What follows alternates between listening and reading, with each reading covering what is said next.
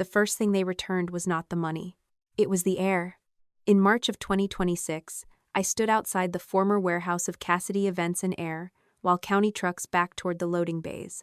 One by one, workers rolled out the same high-grade air purifiers my sister had once posed beside for cameras, claiming she had delivered them to families who could not breathe safely during wildfire season. The morning smelled of wet pavement and cold pine. Metal wheels rattled over the concrete. Above the entrance, two workers loosened the bolts holding a white and blue sign that read "Clean Air Hero," with Cassidy's smiling face printed beneath the words. By then, my sister had already learned that a camera could preserve more than the story she wanted people to see. She had once held my rescue inhaler above me while I fought for air, certain she could edit the moment into proof that I was unstable. What she did not know was that 911 was still on the line, and the evidence she tried to erase would eventually help send her to prison. Before I tell you how my own family turned a medical emergency into entertainment, I hope you are doing well today. Stay with me, because the worst thing Cassidy did was not what happened on that floor. And please subscribe to the channel so you do not miss what happened when the truth finally caught up with her. 18 months earlier, on August 28, 2024, I drove south from Eugene beneath a sky the color of dirty glass. Wildfire smoke had drifted across southern Oregon for days, flattening the sunlight and turning the hills beyond the highway into gray shapes. Even with the vents closed and the cabin filter running, the air carried a faint burnt taste. My chest was not tight yet, but I kept my rescue inhaler in the cup holder where I could reach it without searching. I had not returned to Red Cedar because I missed home. I had come because my father sent me a photograph at 4:13 that morning. The image showed a strip of corrugated metal, part of a padlock, and the painted number 47. A red wax mark crossed the edge of something silver near the bottom of the frame. There was no message beneath it. My father, Owen, had suffered a stroke 3 months earlier. He understood far more than most people realized, but forming words had become slow and exhausting. When I called, my mother answered his phone and said he must have taken the picture by accident. I did not believe her. My mother had spent my entire childhood explaining away whatever made the family uncomfortable. When Cassidy emptied a school fundraiser envelope 11 years earlier, Mom called it a misunderstanding. When I found the missing cash in Cassidy's purse, Dad asked me to stay quiet because one mistake should not ruin a 20-year-old girl's future. I was 27, old enough to know what they were asking, and still foolish enough to believe silence might buy peace. It bought Cassidy protection. It bought my parents another decade of pretending. It cost me Red Cedar. I left after that autumn and built a life 3 hours north. By 2024, I managed emergency logistics for a regional relief network. My work was not glamorous. I tracked generators, medical supplies, cots, filters, water, fuel, and the people who needed them. I knew how quickly one incorrect number could send help to the wrong place.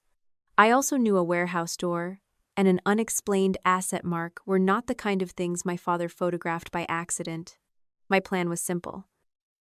I would attend the Clear Skies distribution event, where Mom said Dad would be, speak with him directly, identify Unit 47, and leave Red Cedar within 2 days. I had booked a motel room. I had told my supervisor where I was going. I had even emailed myself a copy of the photograph before starting the drive. That was one of my better decisions. The Red Cedar Community Center sat beside the high school football field, surrounded by temporary signs warning residents about unhealthy air. Volunteers in blue shirts moved boxes under a covered walkway. Parents waited with children wearing small masks. Older people sat near portable fans while Cassidy stood beneath a banner printed with her nonprofit's logo and the image of a sleek white purifier. My sister looked exactly as she did in every local news clip. Honey blonde hair curled over one shoulder. White blouse without a wrinkle. A small microphone clipped near her collar. Her phone rested on a stabilizer held by a teenage volunteer, live streaming her as she thanked donors and promised that no vulnerable family in Red Cedar would be left without clean air. Cassidy saw me before I reached the registration table. Her smile paused for less than a second, then widened. "Jocelyn," she called. "You came." The way she said it made my arrival sound like a surprise gift instead of something Mom had reported to her that morning. "I came to see Dad." "Of course you did." She stepped close enough for the live stream to catch both of us. Everyone has been worried about him. Some of us have been here the whole time. There it was. The old family sentence in a newer dress. Cassidy stayed. Jocelyn left. Therefore, Cassidy loved more. I did not answer for the camera. I looked past her toward the distribution tables. The banner advertised a high-efficiency model purchased through the county-administered grant. Several of the machines lined up for families were shorter, older units with yellowed plastic around the vents. A volunteer lifted one onto a cart. The sticker on its side carried the Clear Skies logo. But the manufacturer's plate near the bottom showed a different model designation. I took out my phone and photographed both labels from the public side of the table. Cassidy's smile tightened. Still working, even on a family visit? What model did the grant purchase? We have several approved units. That is not what your banner says. She laughed softly for the live stream. My sister manages spreadsheets for a living. She thinks every room is an audit. A few volunteers smiled because Cassidy had given them permission to.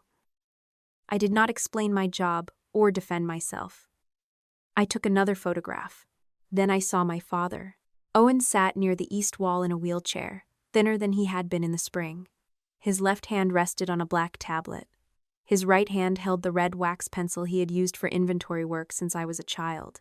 Dad used to mark every appliance that passed inspection with one short red line beside the serial plate. He said stickers could be replaced, but a careful person always left a second trail. His eyes locked on mine. He tried to stand, and a volunteer put a hand on his shoulder. "Dad, stay seated," Cassidy called without turning away from the camera. The wax pencil slipped from his fingers and rolled under one of the machines. I bent to retrieve it. Beside the manufacturer plate, almost hidden by a newly printed Clear Skies asset sticker, was a narrow red mark. Dad pointed at the mark, then toward a locked service door at the back of the center. His mouth worked around a sound that did not become a word.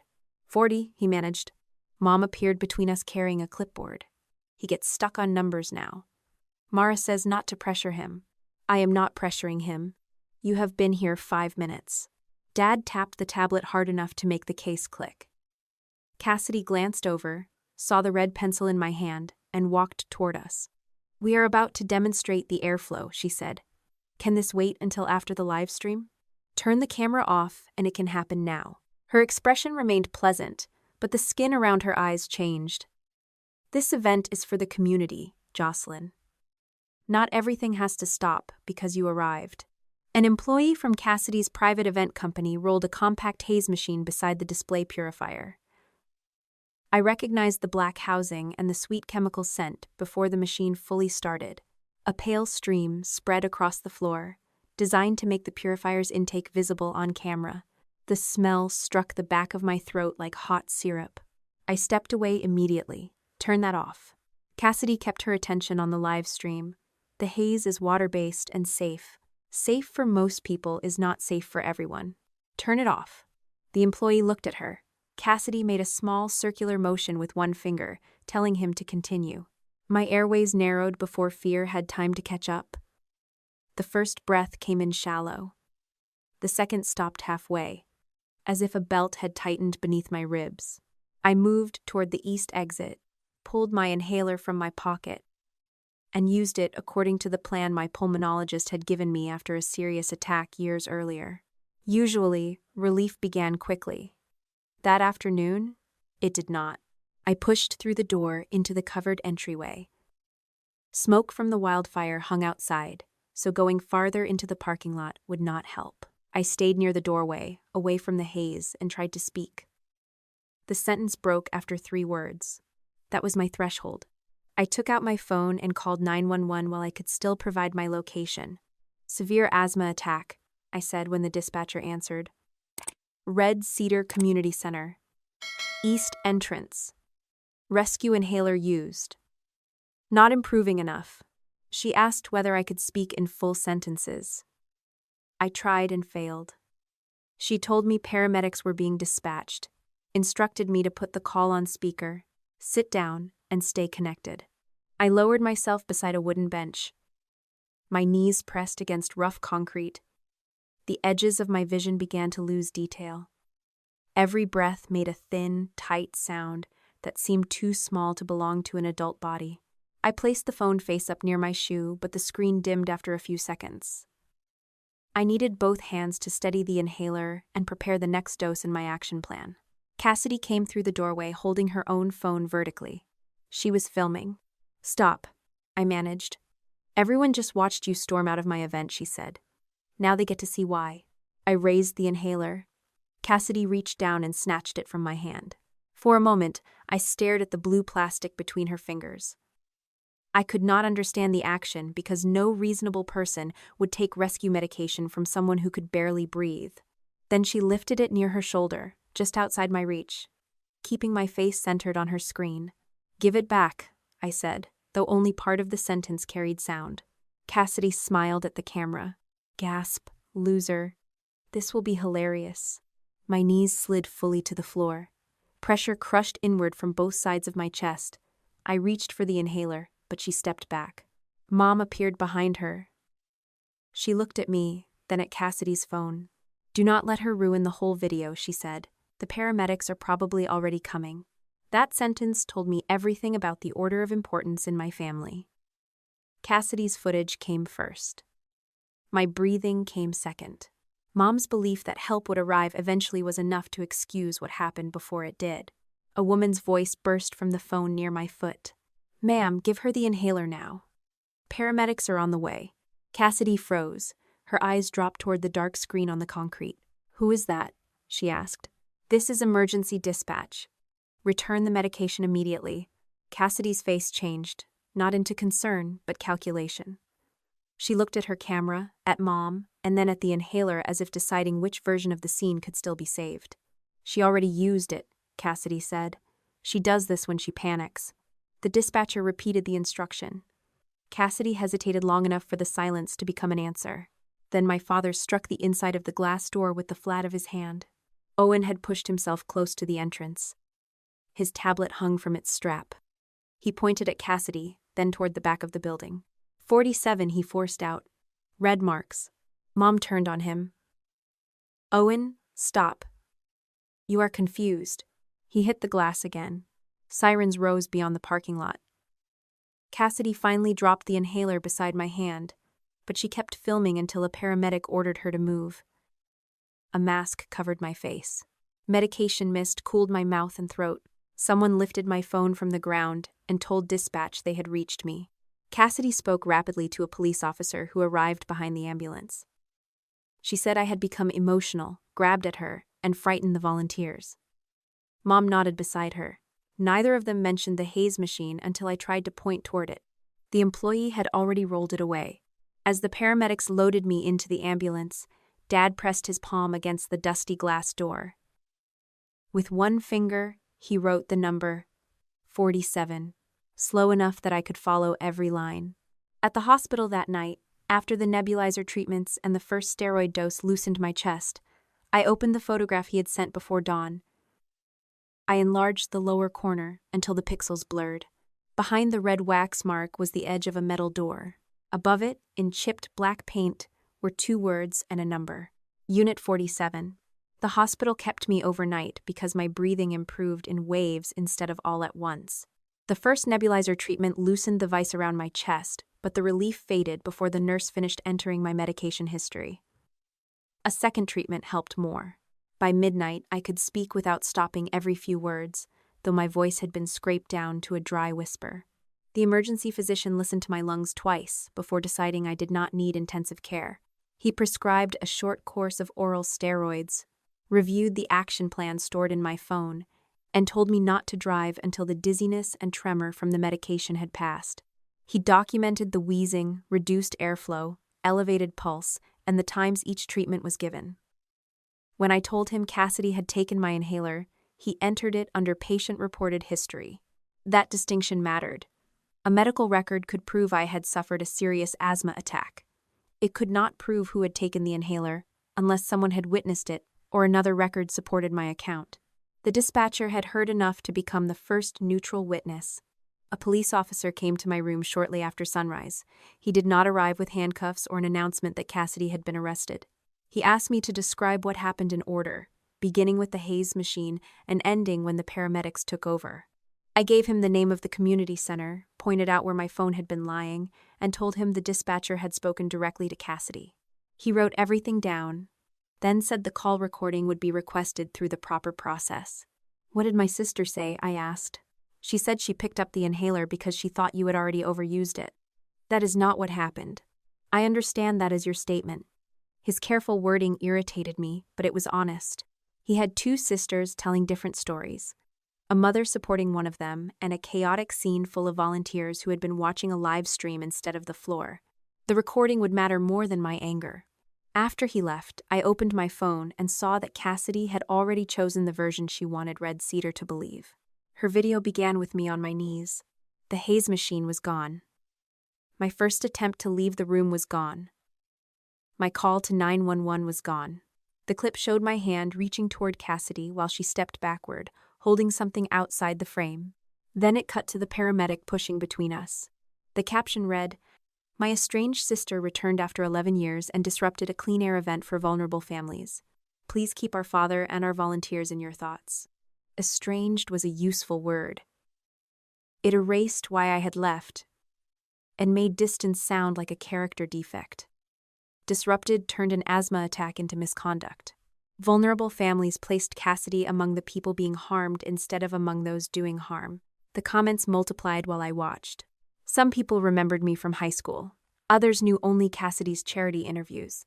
They called me jealous, unstable, attention-seeking, and cruel for upsetting our father after his stroke. One woman wrote that Cassidy had stayed in Red Cedar while I had run away to build a career. Another said the video proved exactly what Cassidy had warned everyone about. My thumb hovered over the comment box. I could have explained the haze machine. I could have written that 911 heard everything. I could have posted the photograph of Unit 47 and asked why my father had sent it before dawn. Instead, I closed the app. Cassidy wanted a public argument because she controlled the footage people had seen. Anything I wrote while exhausted, medicated, and furious could become another screenshot. I needed the original files preserved before she decided which ones no longer existed. At 8 that morning, I called a local attorney named Helen Ward. I knew her only by reputation through nonprofit compliance work.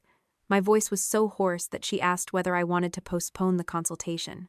"No," I said. "The evidence can disappear faster than my voice recovers." Helen did not promise me justice before lunch. That made me trust her.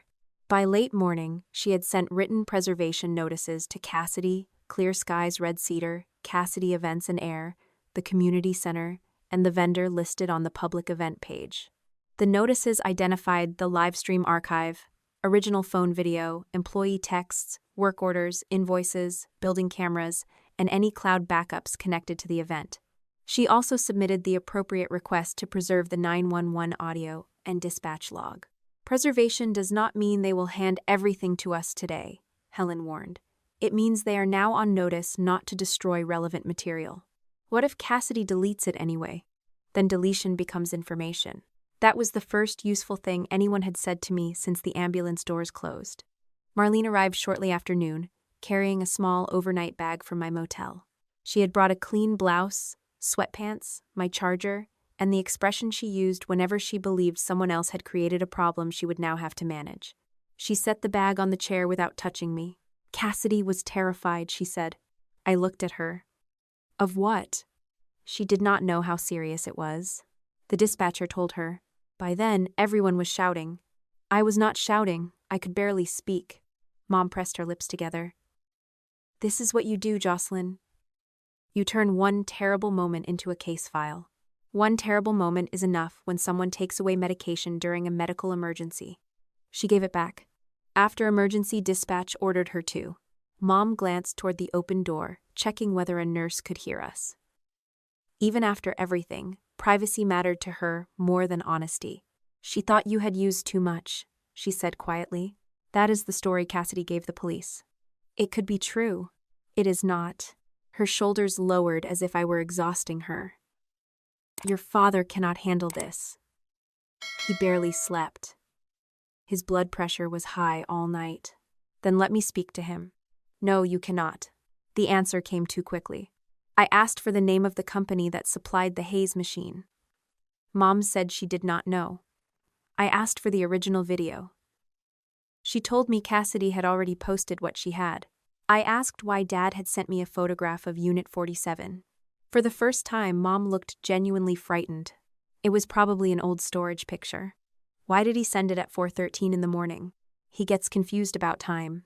Does he get confused about red inventory marks too? Her fingers tightened around the strap of her purse. Then she changed direction. There are things you do not understand. Cassidy's business is tied to this family. If you make accusations before you know what you are doing, the house could be affected. The house had finally entered the conversation. Not Dad's health, not my breathing, not the family's receiving the wrong machines. The house was the first concrete thing she had offered me, and she had offered it as a warning. How is Cassidy's company tied to the house? I am not discussing finances while you are on medication. You brought them up. I am asking you to go back to Eugene when the doctor releases you. I'm not leaving until I speak to Dad without Cassidy answering for him. Mom picked up her purse. You always come home believing you are the only person capable of making a good decision.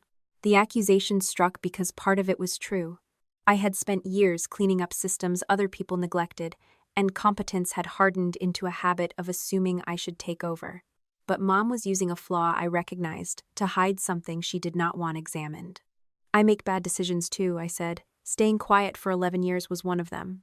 She left without saying goodbye. The doctor discharged me the following morning. My lungs sounded better, but my hands still trembled from the medication, and my ribs ached from the effort of breathing. I took a taxi to the motel, slept for 4 hours, then called Mara Chen. Mara had been Dad's speech-language pathologist since the second week after his stroke. She did not discuss his treatment when I introduced myself. She listened while I explained that Dad had tried to communicate with me at the community center, then asked whether I had his permission to join a session. I do not know, I admitted. No one lets him answer. There was a pause. I can ask him, she said. That afternoon, I took another taxi to my parents' house. I was not expecting a warm welcome, but I wanted to give Dad the chance to see me before Mara's next appointment. Cassidy opened the door before I reached the porch. Her phone was already raised. You are not supposed to be here, she said. According to whom? Mom, Dad's care team. Everyone who is trying to keep him stable. Did Dad say he did not want to see me? He cannot always understand what he wants. The sentence revealed more than Cassidy realized. I kept my hands visible and stayed off the threshold. I have contacted Mara. I will speak with him through her. Cassidy angled the phone closer to my face. You really cannot stop, can you? I am stopping this conversation. I turned away. She followed me 2 steps down the walkway, narrating for her camera. This is what I mean. She appears, makes demands, then walks away when anyone challenges her. I did not turn back. Refusing to provide more footage felt unnatural after years of defending myself sentence by sentence. It also worked. Cassidy had a recording of my back and nothing else. Mara called the next morning. Dad had agreed to see me. The meeting took place in a quiet therapy room at a rehabilitation clinic in Medford. Mara sat beside Dad, not between us. His black tablet rested on a stand. A laminated board with common words and pictures lay on the table. When I entered, Dad looked older than he had through the glass at the community center. The left side of his mouth pulled slightly when he tried to smile. I sat across from him and began too fast. Dad, I need to know what Unit 47 is, and whether Cassidy moved the grant machines, and why you sent me that photograph. His face tightened. His right hand hovered over the tablet without touching it. Mara lifted one finger. One question at a time. I nodded, embarrassed. Did you send me the photograph? Dad pressed yes. Was Unit 47 important? He pressed yes again. Did Cassidy put the machines there? His fingers moved, stopped, then moved again. I saw the word he was trying to find and supplied it without thinking. Did she move them? Dad pulled his hand away from the screen. Mara did not scold me. She waited until I understood. I had accused Cassidy of stealing Dad's voice while doing a more polite version of the same thing. I'm sorry, I said. Take your time. Silence filled the room. My instinct was to repair it, explain it, turn it into progress. I folded my hands in my lap and waited. Dad touched the screen one letter at a time. His breathing became audible with the effort. He made an error, erased it, and started again. Nearly 2 minutes passed before the tablet spoke in its flat electronic voice. Cassidy moved air. I looked at Mara, but she kept her attention on him. Dad opened the photo gallery. He selected a screenshot from a public promotional video posted by Cassidy Events and Air months earlier. Cassidy stood in the foreground of a hotel ballroom, smiling beside a floral arch. Behind her, lined against the service wall, were dozens of high-grade air purifiers. I enlarged the image. Near the manufacturer plates, small red marks cut across the silver housings. Dad typed again. This time I did not help. 47 first, the tablet said. Hotel later. My father's words gave me a direction, but they did not give me permission to treat everyone around Cassidy as guilty. I forgot that distinction the next morning. The steroids had left a metallic taste in my mouth and a tremor in my fingers. My breathing was steadier, though climbing the motel stairs still made my chest ache. I had extended my stay in Red Cedar by 1 week and arranged to work limited hours from my laptop. My supervisor knew I was dealing with a family emergency. She did not know that the family emergency included diverted charitable assets, a warehouse number, and an embezzlement theory I could not yet prove. The public grant documents listed Grant Molina as the County Emergency Management Coordinator assigned to Clear Skies Red Cedar. His signature appeared on several quarterly reports Cassidy had posted as part of the nonprofit's transparency campaign. Those reports claimed the first major shipment had been received, verified, and distributed to high-risk households. I called his office and asked for a meeting. Grant agreed to give me 20 minutes in a conference room at the county administration building. He was in his early 40s, with tired eyes and a desk covered in wildfire maps, air quality reports, and unopened supply catalogs. He offered me water, then waited while I placed printed photographs on the table. The first showed the machine at the community center. The second showed its manufacturer plate. The third was the promotional screenshot Owen had saved from Cassidy's event company. Grant studied them without touching them. Your signature is on the receiving reports, I said. Did you inspect these machines before Cassidy distributed them? I verified the shipment records submitted by the nonprofit. That was not my question. His expression cooled. Then ask the question you came here to ask. Did you help Cassidy move restricted equipment into her private company? Grant leaned back in his chair. I had planned to sound precise.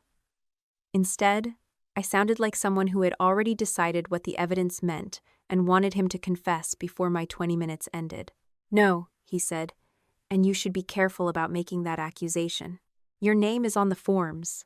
My name is on hundreds of documents. That does not make every document authentic. Are you saying the signature is forged? I am saying I have not examined the source file yet. He slid the photographs back toward me.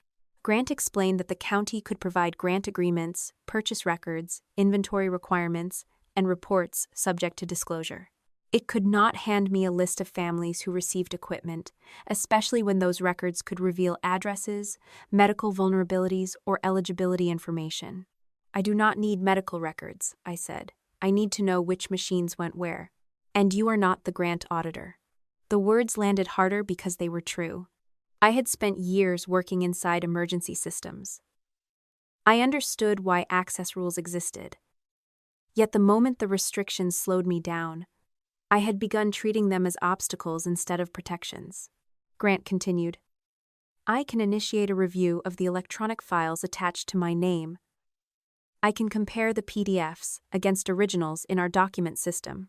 I can also alert the grant administrator that there may be an asset control problem. What I cannot do is give a private citizen beneficiary records because she believes her sister committed fraud. My sister took my inhaler while I was struggling to breathe. I read the incident report. That does not expand my legal authority. I took a breath slowly enough that it did not turn into a cough. You are right, I said. I accused you before I had the evidence. Grant watched me, perhaps waiting for the word but. There was no but. I am sorry. Some of the tension left his shoulders. He turned the photograph of the signed report toward the window. Send me the exact public file where you found this. I will check whether the signature block matches an older document. Why would that matter? Scanned signatures can leave the same pixel pattern every time they are reused. A real signature usually does not. That was more useful than anything I could have forced from him. Before I left, Grant gave me a copy of the Grant's public asset policy. Each machine carried 2 identifiers. The manufacturer's serial number belonged to the machine itself and was fixed to a plate near the rear housing. Clear Skies added its own asset sticker for internal tracking. A sticker could be peeled off and replaced. The manufacturer plate was harder to erase without leaving damage. Owen's red wax mark beside that plate created a third trail. The problem was finding another machine without invading someone's privacy. Cassidy had already solved that problem for me. For more than a year, she had filled the nonprofit's social media pages with photographs of grateful families.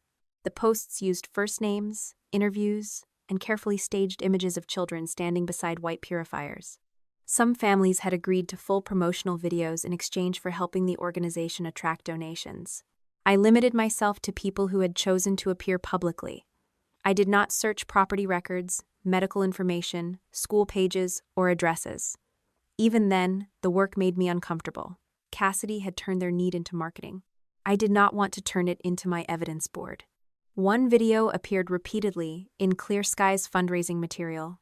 June Bell stood in a small living room with one arm around her 10-year-old son. The boy wore a dinosaur shirt and held a rescue inhaler against his chest. Beside them was a purifier with a blue ribbon tied around the handle. June told the camera Cassidy had delivered it during a night when wildfire smoke pushed the air quality index into the hazardous range. "She did not make us fill out 10 more forms," June said in the video. "She saw my son could not breathe safely, and she showed up." The donation certificate June held toward the camera named the same premium model advertised on the banner at the community center. The machine beside her did not look like that model. I contacted June through the public email she had used for a follow-up fundraiser. I told her I had questions about equipment distributed through Clear Skies and asked whether she would meet me in a public place. Her answer came 6 minutes later. "I know who you are. Leave my family out of your fight with Cassidy." I wrote back once. "I will. I am not asking about your son's medical history.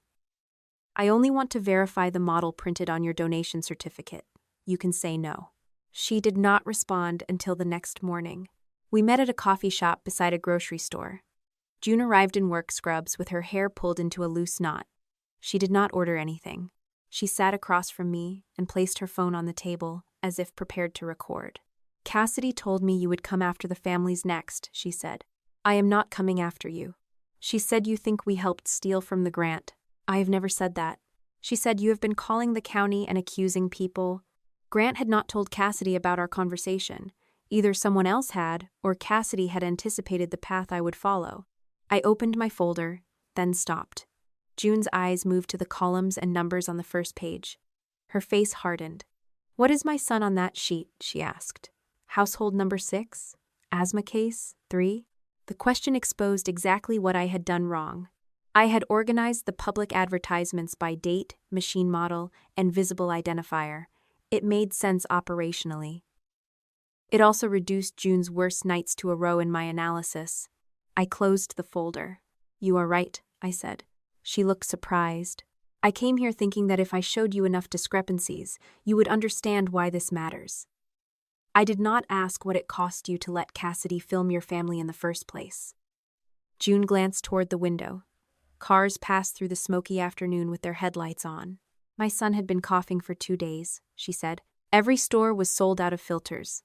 I had $40 until payday." Cassidy brought the machine after midnight. She sat on our floor until he fell asleep. That was the part numbers could not explain. Cassidy had not built her reputation from nothing. She had appeared when people were afraid. She remembered names, answered late calls, and knew exactly when gratitude would become loyalty. "What happened later does not erase that night," I said. June's gaze returned to me. "Then what do you want?" "I want to know whether the machine you received is the one written on your certificate. You do not have to show it to me. You can compare the plate yourself." She was silent for a while. Then she said, "You can look. You do not touch anything without asking." I agreed. June lived in a duplex near the edge of town. The purifier stood in her son's bedroom, beneath a window sealed with painter's tape against the smoke. It was running at the highest setting, producing a rough hum that changed pitch every few seconds. The Clear Skies sticker on the side looked newer than the plastic beneath it. One corner had lifted enough to reveal adhesive from an older label. I crouched without moving the machine. The manufacturer plate was fixed near the bottom of the rear housing. June held a lamp while I read the model and serial number aloud. The model was several years older than the one named on her certificate. The serial number was entirely different. A narrow red wax line marked the metal beside the plate. June lowered the lamp. What does that mean? It means your internal Clear Skies sticker says one thing, the manufacturer says another, and my father marked this machine when he checked the original shipment. Are you saying Cassidy gave us a used machine? I am saying the paperwork and the physical machine do not match. I do not yet know who changed which record. I asked permission before photographing the sticker, plate, red mark, and donation certificate together. June watched every movement. When I finished, she removed the filter cover herself. The filter was dark and heavily loaded. Flecks of silver and blue glitter clung to the fibers. A sweet, artificial scent rose from the housing, similar to the residue left by event fog and fragrance machines. June touched none of it. That smell has always been there, she said. Cassidy told me it came from the factory. It may be a clue, but it does not prove where the machine was used. You really do talk like a report. I am trying not to tell you more than I know. For the first time, one corner of her mouth moved. June replaced the cover and said she would think about contacting the county. I gave her Grant's office number. Not mine. 3 days later, smoke settled over Red Cedar again. I was at the motel answering work emails when June called. She was crying so hard that I could barely understand her. Her son had awakened wheezing before dawn. June had followed his action plan and taken him to the emergency room when his breathing did not improve. The purifier had been running, but a warning light appeared and the airflow weakened. The doctor did not say the machine caused it, June said quickly. I know smoke can do this, but it was supposed to protect his room. That was the whole reason we had it. She did not need me to turn uncertainty into certainty. The machine may have failed to provide the protection you were promised, I said. That is enough reason to have it inspected. June contacted Grant's office herself. 2 days after her son came home, a county grant inspector arrived at the duplex. June signed a voluntary transfer receipt. The inspector photographed the purifier from every side, recorded the manufacturer's serial, noted the asset tag, and sealed the power cord so no one could operate the machine before examination. I watched from the doorway because June asked me to be there. I did not carry it, open it, or direct the inspector. At the county facility, a technician removed the filter beneath a fixed camera. The filter went into a separate evidence bag with its own seal and receipt. The glitter and fragrance residue were documented as possible indicators of previous event use, not proof by themselves. That difference mattered. The following afternoon, I returned to Grant's office. He had opened the original county PDF containing his authentic signature and placed it beside the disputed Clear Skies report. At normal size, the signatures looked handwritten, magnified. The same rough edges appeared in the same places. A pale square of compression surrounded both images. Same scan, Grant said. Copied from a prior certification. Can you prove who inserted it? Not yet. We need the source file, account history, and metadata. I nodded. I owe you a better apology than the one I gave you. You already apologized. I also treated your refusal to break procedure as evidence against you. Grant folded his arms. You are not the first person to think urgency makes rules optional. It is usually my job to explain why it does not. He gave me a tired smile. Then remember your training. That evening, June sent me a message with no introduction. It contained a photograph downloaded from the public page of a wedding venue outside Red Cedar. The picture had been posted 14 months earlier. A bride and groom stood beneath cold fireworks while Cassidy's company logo appeared on equipment case near the stage. Behind the curtains, partially hidden by floral arrangements, stood a row of air purifiers. June had enlarged one machine until the image became grainy. The manufacturer plate remained visible. So did the red wax line beside it. She had placed her donation certificate next to the photograph and circled the matching serial number. The machine Cassidy claimed had been delivered new to June's son had been photographed at a paying client's wedding weeks before Clear Skies recorded it as distributed to her family. June's photograph did not prove that Cassidy had stolen 120 machines. It proved something narrower and more useful. A purifier listed as newly distributed to June's son had appeared at a paying event weeks earlier. I sent the image to Grant with the donation certificate, the manufacturer's serial number, and the photograph taken during the county inspection. I did not post it, forward it to reporters, or send it to Cassidy with a demand for an explanation. By then, I had learned that evidence became weaker every time anger persuaded someone to handle it carelessly. Grant called me the next afternoon. "The serial matches," he said. And I found Unit 47. I sat straighter at the motel desk. "What is it?" "A commercial storage unit outside Red Cedar." Clear Skies declared it as overflow storage in its grant asset plan. "So the county can inspect it?" "The grant administrator can inspect declared storage locations under the Asset Control Clause. That is not the same thing as the police searching private property." I understood the distinction. Clear Skies had voluntarily identified the unit as a place where restricted charitable property might be stored. In exchange for receiving public grant money, the nonprofit had agreed to allow documented inventory inspections after written notice. "How much notice?" I asked. 48 hours. "That gives Cassidy time to move everything." "It does. Can you inspect without warning?" "Not under this agreement unless there is an immediate safety condition or another legal basis.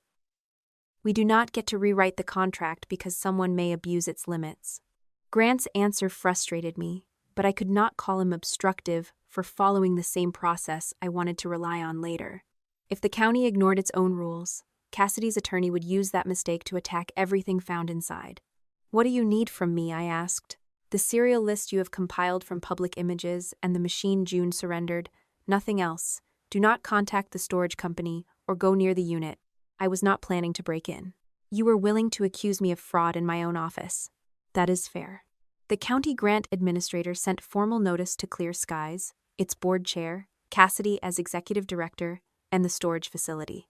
The notice identified Unit 47, cited the Asset Control Clause, and set an inspection for Friday morning. Cassidy responded within an hour. She emailed the board that she welcomed the review and had nothing to hide. Then Clear Skies posted a statement saying the county was performing a routine inspection after false allegations from a disgruntled relative. The inspection had not happened yet, but Cassidy had already decided what it meant. Grant forwarded me the statement with one line beneath it: "Do not respond."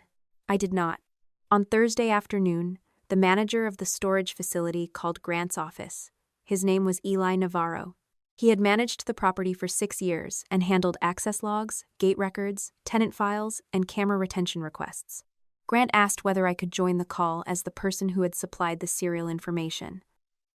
Eli agreed, provided I understood he would not disclose more than the facility's policies and records allowed. "I received the inspection notice," Eli said. I checked the lease. Unit 47 is rented to Clear Skies Red Cedar, with Cassidy Price and Tessa Monroe listed as authorized users. "Have there been recent entries?" Grant asked. "Yes, the gate log shows Cassidy's code used twice this week, Monday evening and Wednesday morning." My grip tightened around the pen in my hand. The notice had gone out Tuesday. "Can you tell what left?" I asked. Eli did not answer immediately. "The exterior cameras show a box truck and several pallets," he said. "The camera does not see inside the unit. I cannot tell you what was on the pallets." "Do you still have the footage?" "Our policy retains gate and corridor footage for 90 days, unless there is a request to preserve it." I saved the relevant segment after receiving the county notice. That decision would matter months later. At the time, Eli sounded like a careful manager doing an ordinary part of his job. "Did Cassidy ask you to delete anything?" I asked. "No." Grant cut in before I could ask another question. "Please preserve the access logs and footage. The grant administrator will send the written request." Eli confirmed that he would. After the call, Grant reminded me that a truck leaving the property did not prove the pallets held grant machines. Cassidy's event company used decorations, fans, cables, haze equipment, and portable fixtures. Unit 47 might contain a mixture of nonprofit and private property. "I know," I said. You sound like you do not. I know what I can prove and what I suspect. That difference is going to keep you out of trouble. Friday morning arrived with a thin layer of smoke pressed against the hills. The storage facility stood behind a chain-link fence near the highway, 6 rows of beige metal doors divided by gravel lanes. I came as the reporting witness who could help identify the equipment models and red intake marks. I had no authority to direct the inspection. Grant was there with the county grant administrator. The chair of the Clear Skies board arrived carrying a copy of the notice. Eli met us at the gate with the lease file and a printed access log. Cassidy arrived last. She stepped out of her SUV wearing a navy jacket and an expression of patient concern. Tessa climbed out of the passenger side holding 2 binders against her chest. A reporter from the Red Cedar Chronicle parked behind them. Grant looked at Cassidy. "This is an administrative asset inspection." "I know," she said. "Transparency matters. I thought the community deserved to see that we have cooperated from the beginning." The reporter raised a camera. Cassidy had invited the press before anyone knew what the inspection would find. I believed that meant she expected the unit to help her, not hurt her. But expectation was not evidence. I kept the thought to myself. Tessa approached the grant administrator and opened one of the binders. Unit 40. 7 contains overflow event materials, she said. Pipe and drape, unused filters, display boards, and seasonal supplies. The nonprofit rented it temporarily because the community center ran out of space. Are grant-funded machines stored inside? The administrator asked. Not to my knowledge. Tessa's voice was steady, but she held the binder so tightly that the cover bowed beneath her fingers. Cassidy turned toward the reporter. My sister has spent weeks suggesting that Clear Skies took equipment away from sick children, she said. Today, the county will see what is actually here. I did not respond. The inspection was not a debate between sisters, no matter how badly Cassidy wanted to frame it that way. Eli unlocked the outer gate. Cassidy used her tenant key on Unit 47, while the grant administrator photographed the intact lock, door number, date, and time. The board chair signed the inspection sheet.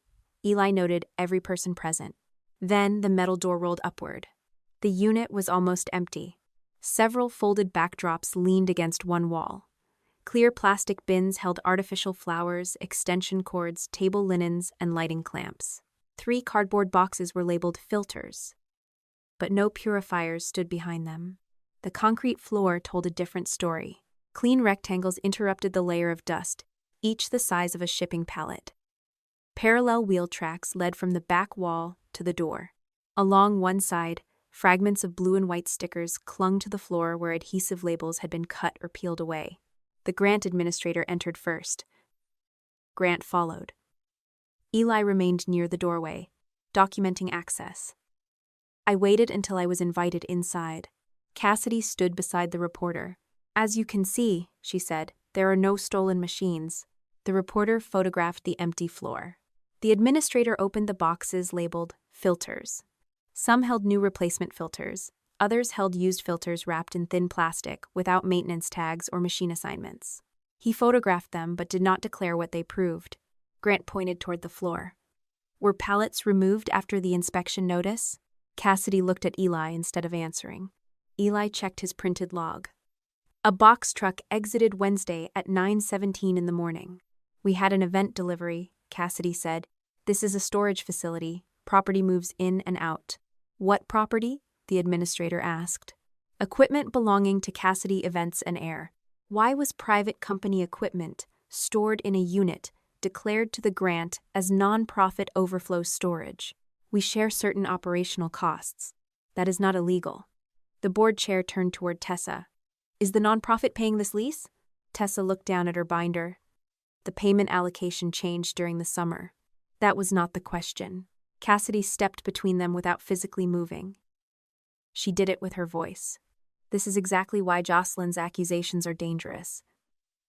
Normal administrative arrangements are being treated like crimes because she came home angry at our family. I could feel the reporter's camera shift toward me. I had spent years believing silence always made the liar stronger. That morning, silence protected the inspection from becoming Cassidy's family spectacle. The grant administrator completed a preliminary inventory. He recorded the absence of the machines, the used filters, the sticker fragments, the wheel tracks, and the recent access logs. He did not call the police or accuse Cassidy of theft. He stated that the county would compare the findings against the nonprofit's declared inventory and delivery records. Cassidy faced the reporter before the unit door had fully closed. "The county found no hidden purifiers," she said. "I hope Jocelyn will now stop wasting resources that should be helping families." By lunchtime, the Chronicle posted a photograph of Cassidy standing in front of the empty unit. The headline read, "County Inspection Finds No Missing Macanes in Charity Storage."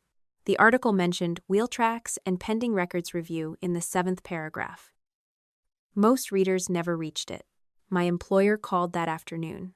The Relief Network's compliance director spoke carefully. She said no one was accusing me of misconduct, but the public dispute created an appearance problem. Until the county review concluded, I was to remove myself from every project, vendor discussion, or regional planning call connected to Red Cedar or Clear Skies. "I have never handled their grant," I said. "I know. This protects you and the organization." It also gave Cassidy another sentence she could use. By evening, she had posted that my own employer had removed me from the matter. June called after seeing it. "They found nothing," she said. "They found an empty unit that held pallets 2 days earlier. Cassidy says those were wedding decorations. She may be telling the truth about some of them." June was quiet. I did not blame her for wavering. Cassidy had once arrived at her house after midnight with a machine when no one else had come. I was asking June to accept that the same person might also have placed an old device in her son's bedroom and kept the better one earning money elsewhere. "Did I make the county waste its time?" she asked. "No, your machine still does not match your certificate. That did not change because Unit 47 was empty. But you thought the machines would be there." "Yes." Admitting that felt better than reshaping the morning into a partial victory. "I was wrong about what we would find," I said. "I do not think I was wrong about what passed through that unit." After the call, I drove nowhere. The doctor had cleared me to drive 2 days after the attack, but exhaustion had returned with the steroid taper, and I knew better than to confuse movement with progress. I stayed at the motel and organized what remained. The access log established that Cassidy entered before the notice and again after it. The camera showed pallets leaving. The floor showed recent storage. The fragments showed labels had been removed. None of those facts identified the machines on the truck. The missing link was the destination. Grant called at 6:40. "Eli found something," he said. I returned to the storage facility with Grant's permission. The unit remained under the control of Clear Skies. But the county had requested that Eli preserve any loose documents connected to the inspection. Eli met us in the office rather than opening the unit again. He placed a clear document sleeve on the desk. "During the inspection, I noticed paper under the rear edge of a pallet base that had been left against the wall," he said. "I did not pull it out until the grant administrator told me to collect loose records in place. He was present when I removed it." Inside the sleeve was the torn lower half of a delivery manifest. The top portion, including the full customer name, was missing. The remaining section listed the date, the truck number, and 24 units identified by model rather than complete serial number. At the bottom, the destination field remained intact. Hotel Alder Rich. The delivery date was Wednesday, the morning after Cassidy received the inspection notice. Grant called the hotel from Eli's office. He spoke first with the front desk, then the operations manager. Cassidy Events and Air was supplying air purifiers, fans, haze equipment, and lighting support for a large wedding scheduled the following evening.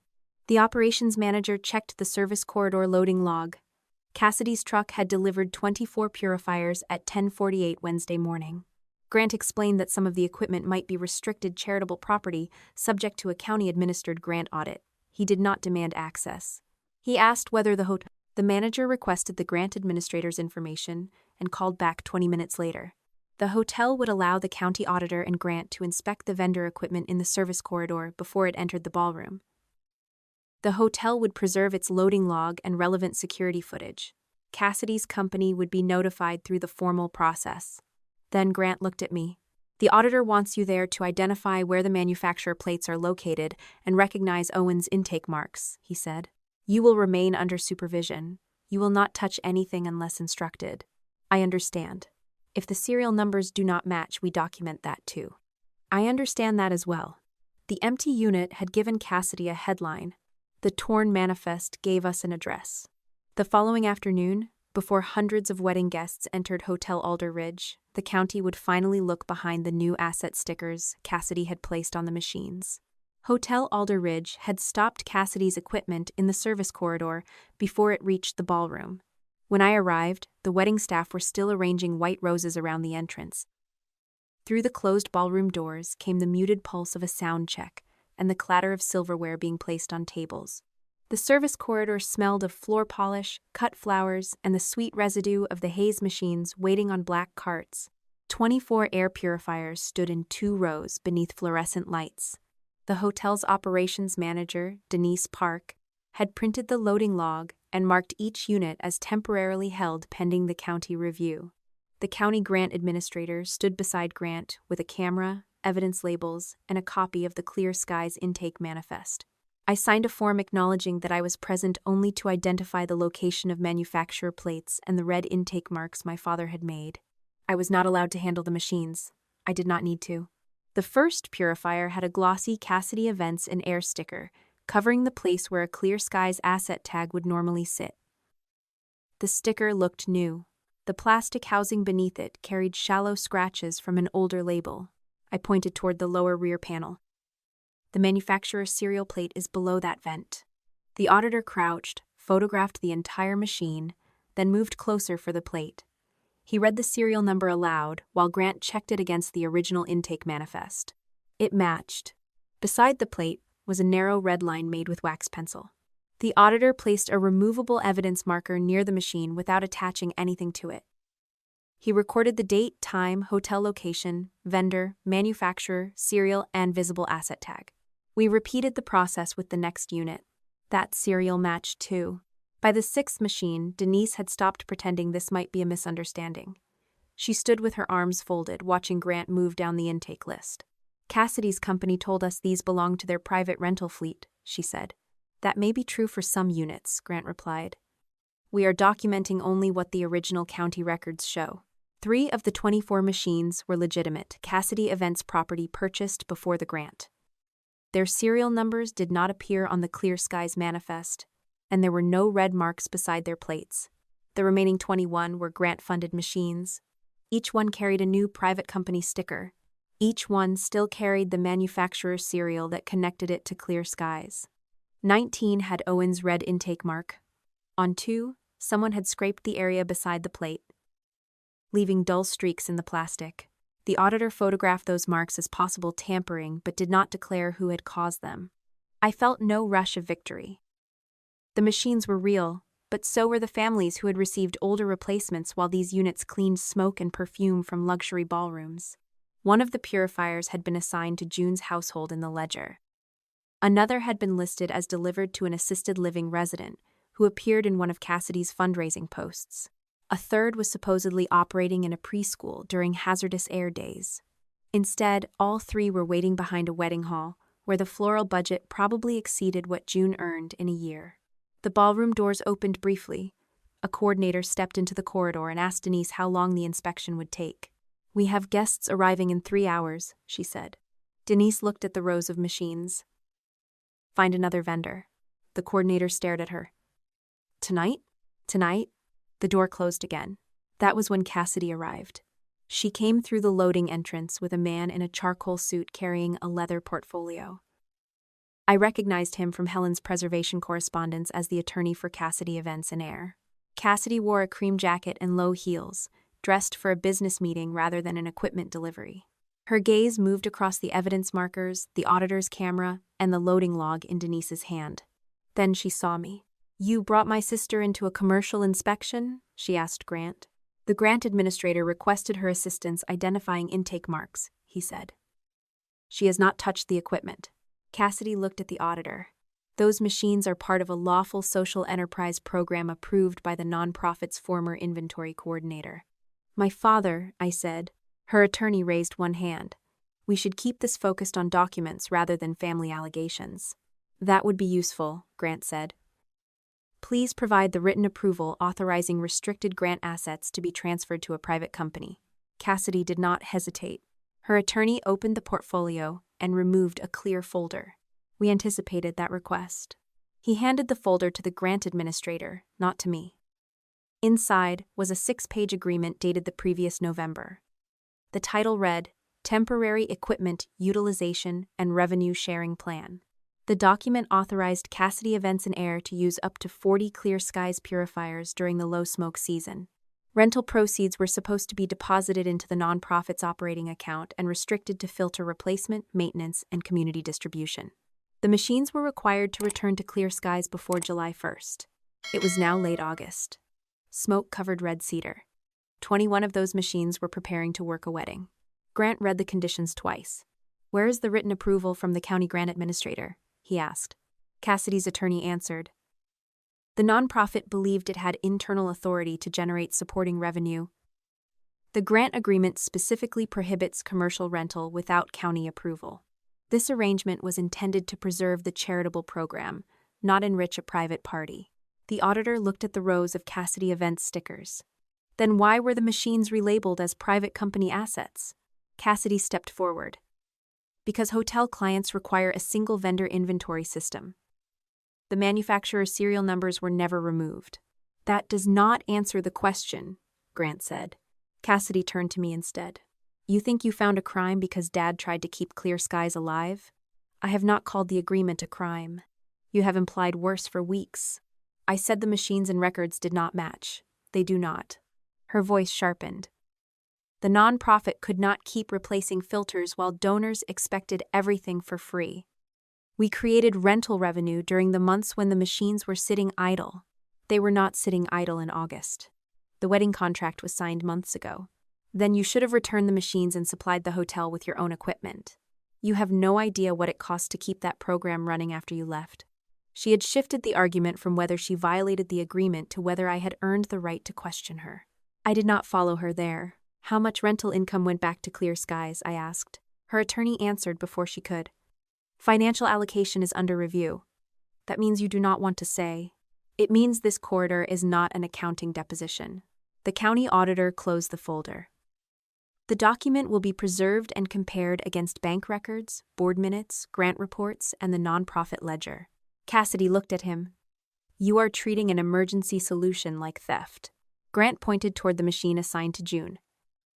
That unit was recorded as distributed to a child with respiratory risk while it was earning money for your company. We provided that household with a functioning purifier, an older model with a different manufacturer serial. It still worked. The inspection showed reduced airflow and overdue maintenance. Cassidy's face remained composed, but she began speaking faster. Do you think filters buy themselves? Do you think staff work for free? Clear Skies had one grant and an entire town expecting us to solve wildfire season? Dad understood that. He approved the plan because he lived here and saw what we were dealing with. I looked at the last page of the agreement through the clear folder. Owen Price was typed beneath one signature line. The signature above it looked like my father's. I knew the long downward stroke in the O. I knew the way he crossed the P too high. I had seen it on birthday cards, school forms, and the first car loan he co-signed for me when I was 22. Tessa Monroe's signature appeared as witness. This is a scan, I said. Cassidy heard the doubt in my voice. It is a scan of the signed original. Dad kept the original in the Clear Skies records. Where is it now? In nonprofit storage. Unit 40. 7 was almost empty. Her eyes held mine. Ask him. The words were quiet enough that the others could continue reviewing the equipment, but they were meant to reach only me. You have spent weeks presenting Dad as a helpless man, I silenced, she continued. He helped create this plan. If he approved 40 machines, that does not explain 120. It started with 40. And the revenue? We used it to keep everything from collapsing. Your company or the nonprofit? Both. That answer was closer to the truth than anything she had said publicly. Cassidy glanced toward her attorney, but he did not stop her. She lowered her voice again. Do you know why Dad agreed? Cassidy Events had already expanded. We had trucks, warehouse leases, staff contracts, and loans. Clear Skies needed the same equipment during smoke season. The family tied the two operations together because it was efficient. The grant prohibited that. Real life is not one of your compliance manuals. What did you use as collateral? Her expression changed. The attorney stepped closer. Financial details concerning third parties are outside the scope of this inspection. Cassidy ignored him. The house, she said. The words seemed to alter the temperature of the corridor. What about the house? I asked. Mom and Dad signed a home equity line before his stroke. The company needed collateral to expand the fleet. How much? $185,000. I did the numbers automatically. My parents' house was worth around $460,000. They still owed approximately $95,000 on the original mortgage. A home equity line secured by the property did not mean the bank would take it the next morning, but if Cassidy's company stopped paying and defaulted, the house could eventually be forced into sale or foreclosure. Both of them signed? I asked. Yes. Dad signed the deed of trust too. Before the stroke? 4 months before. Cassidy watched me absorb it. That is what you are actually tearing apart, she said. If the hotels cancel, the company loses revenue. If the company defaults, Mom and Dad lose the house. You are not rescuing them, Jocelyn. You are making sure they pay for trusting me. I wanted to dismiss it as another threat. The numbers would not let me. Cassidy had built a system in which exposing her could damage the same people who had protected her. That did not make the scheme lawful. It made the family's motive for hiding it concrete. Did they know you expanded from 40 machines to 120? I asked. Cassidy's jaw tightened. That is not what we are discussing. It is exactly what we are discussing. Her attorney moved between us. This conversation is over. The county auditor instructed the hotel to keep the 21 matched machines out of service until ownership and grant restrictions were resolved. Denise signed the hold acknowledgement. The hotel arranged replacement equipment from another vendor and preserved the loading logs, corridor footage, and Cassidy's vendor file. Cassidy stood near the loading entrance while her attorney made calls. She looked less like a local hero then. Not defeated, but cornered enough to show how much calculation usually sat behind her warmth. Grant came to my side. The agreement changes the investigation, he said. It proves Dad approved the first transfer. It proves he signed a document authorizing up to 40 units under specific conditions. It does not prove the county approved it, that the conditions were followed, or that he authorized the later expansion. I know. Do you? I understood why he asked. Until that moment, I had treated Owen as the man who discovered Cassidy's scheme and tried to call me home. The signature forced another possibility into the story. He had not merely found the door open. He had helped unlock it. Denise returned with a tablet containing Cassidy Events' vendor profile. She wanted the auditor to identify which digital materials the hotel needed to preserve. The profile included contracts, insurance certificates, equipment lists, and a promotional reel submitted when Cassidy applied to become a preferred vendor. Denise opened the video. Cassidy appeared on the screen walking through a finished ballroom, while a voiceover praised her company's ability to manage haze, fragrance, air circulation, and guest comfort. The footage had been recorded 7 months earlier. Behind her stood rows of the same premium purifiers. The camera passed close enough to show their rear panels. I paused the video and pointed toward a red mark beside one plate. Can you enlarge that without changing the file? I asked. Denise handed the tablet to the auditor. He used the hotel's system to view the original upload while a screen recording documented the process. The serial number became visible. Grant checked the Clear Skies intake manifest. The machine had been entered in the nonprofit ledger as distributed to a household 4 months after the video was recorded. Another machine appeared in the next shot. Then another. The promotional reel was not proof of every rental, but it placed grant-funded machines inside Cassidy's commercial operation before the ledger claimed they had gone to families. Cassidy had submitted the video herself to win hotel contracts. The auditor sent immediate preservation requests for the original vendor upload, account logs, metadata, related contracts, and any archived versions held by the hotel's platform. Denise confirmed the file would be locked against routine deletion. Cassidy watched from the other end of the corridor. She did not ask what we had found. Her attorney had already seen the paused frame. When I finally returned to the motel, the sun had disappeared behind smoke. My lungs were tired, my hands still shook slightly from the medication, and the image of Dad's signature followed me into the room. A message from Mara waited on my phone. She said Owen had seen a copy of the agreement through his independent attorney. He had asked her to help him compose one sentence without anyone supplying the words. The message read, "I signed it. Ask me before Cassidy tells you why." My father had not asked me to believe he was innocent. He had asked me to let him explain before Cassidy did it for him. I met Owen and Mara at the rehabilitation clinic the morning after the hotel inspection.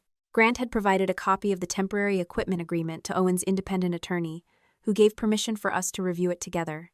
I brought the document, printed stills from the hotel's promotional video, and a copy of the original intake manifest. I also brought too much anger to fit inside the room. Dad sat at the same table where he had typed "Cassidy moved air." His tablet rested on its stand. Mara had placed a blank notepad, picture cards, and a sheet of common financial terms within reach. I set the agreement in front of him. "You signed this." Dad pressed yes. "You authorized Cassidy to take Grant machines." He pressed yes again. "How many did you know about?"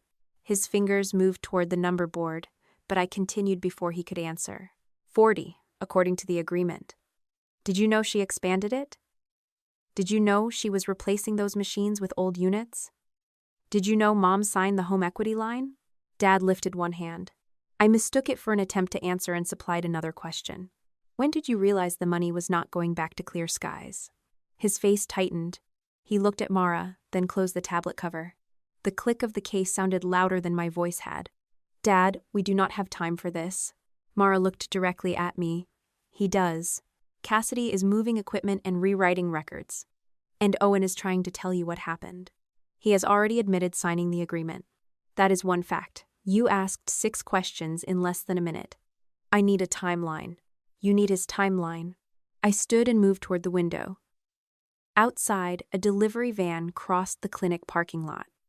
The sky had cleared slightly, but smoke still softened the edges of the hills. "I am the one trying to protect him," I said. Mara lowered her voice. "Protection does not give you ownership of his answer." The words hurt because they were accurate. Cassidy dismissed Dad's communication as confusion. Mom used his slow speech as permission to manage his access to everyone else. I had told myself I was different because I wanted the truth. Yet I had walked into the room and treated him like a damaged storage device I needed to extract before the battery died. I returned to the table. "I am sorry," I said. "I made this about how quickly I needed the information." Dad did not reopen the tablet. Mara pointed toward the hallway. "Give him a few minutes." I left the room and sat beneath a framed poster about stroke recovery. The clinic smelled faintly of disinfectant and coffee. Somewhere beyond the wall, a therapist repeated the days of the week with a patient who kept losing Wednesday. For most of my life, I had equated speed with competence. Emergencies rewarded the person who could make a decision before everyone else understood the problem. That skill had kept supply lines moving during fires and floods. It had also made patients feel like failure. Mara joined me after 10 minutes. "Owen has aphasia," she said. "That affects language. It does not automatically erase reasoning, memory, or decision-making capacity." "I understand that." "You understand the sentence. You are not behaving as though you believe it." I looked down at my hands. Mara explained that Dad had completed a formal evaluation after his stroke. He could understand ordinary financial concepts, recognize consequences, express preferences, and make decisions when information was presented in manageable pieces. He struggled to retrieve words and produce complex speech quickly. Fatigue made it worse. "Your mother has durable financial power of attorney," Mara said. "That allows her to handle bills, banking, and specified financial tasks under the document. It does not make Owen her property. It does not mean she can rewrite his wishes in areas where he still has capacity." "When did he sign it?" "After the stroke, with an attorney and an independent capacity assessment." Why would he give her that power if she was protecting Cassidy? "You will have to ask him." This time I heard the warning before I answered. When I returned, Dad had reopened the tablet. He had also turned the agreement, so the signature page faced him. I sat down and asked one question. "How many machines did you authorize?" Dad touched 4, then 0. 40. He pressed yes. Mara placed 3 picture cards on the table: summer, winter, and wildfire smoke.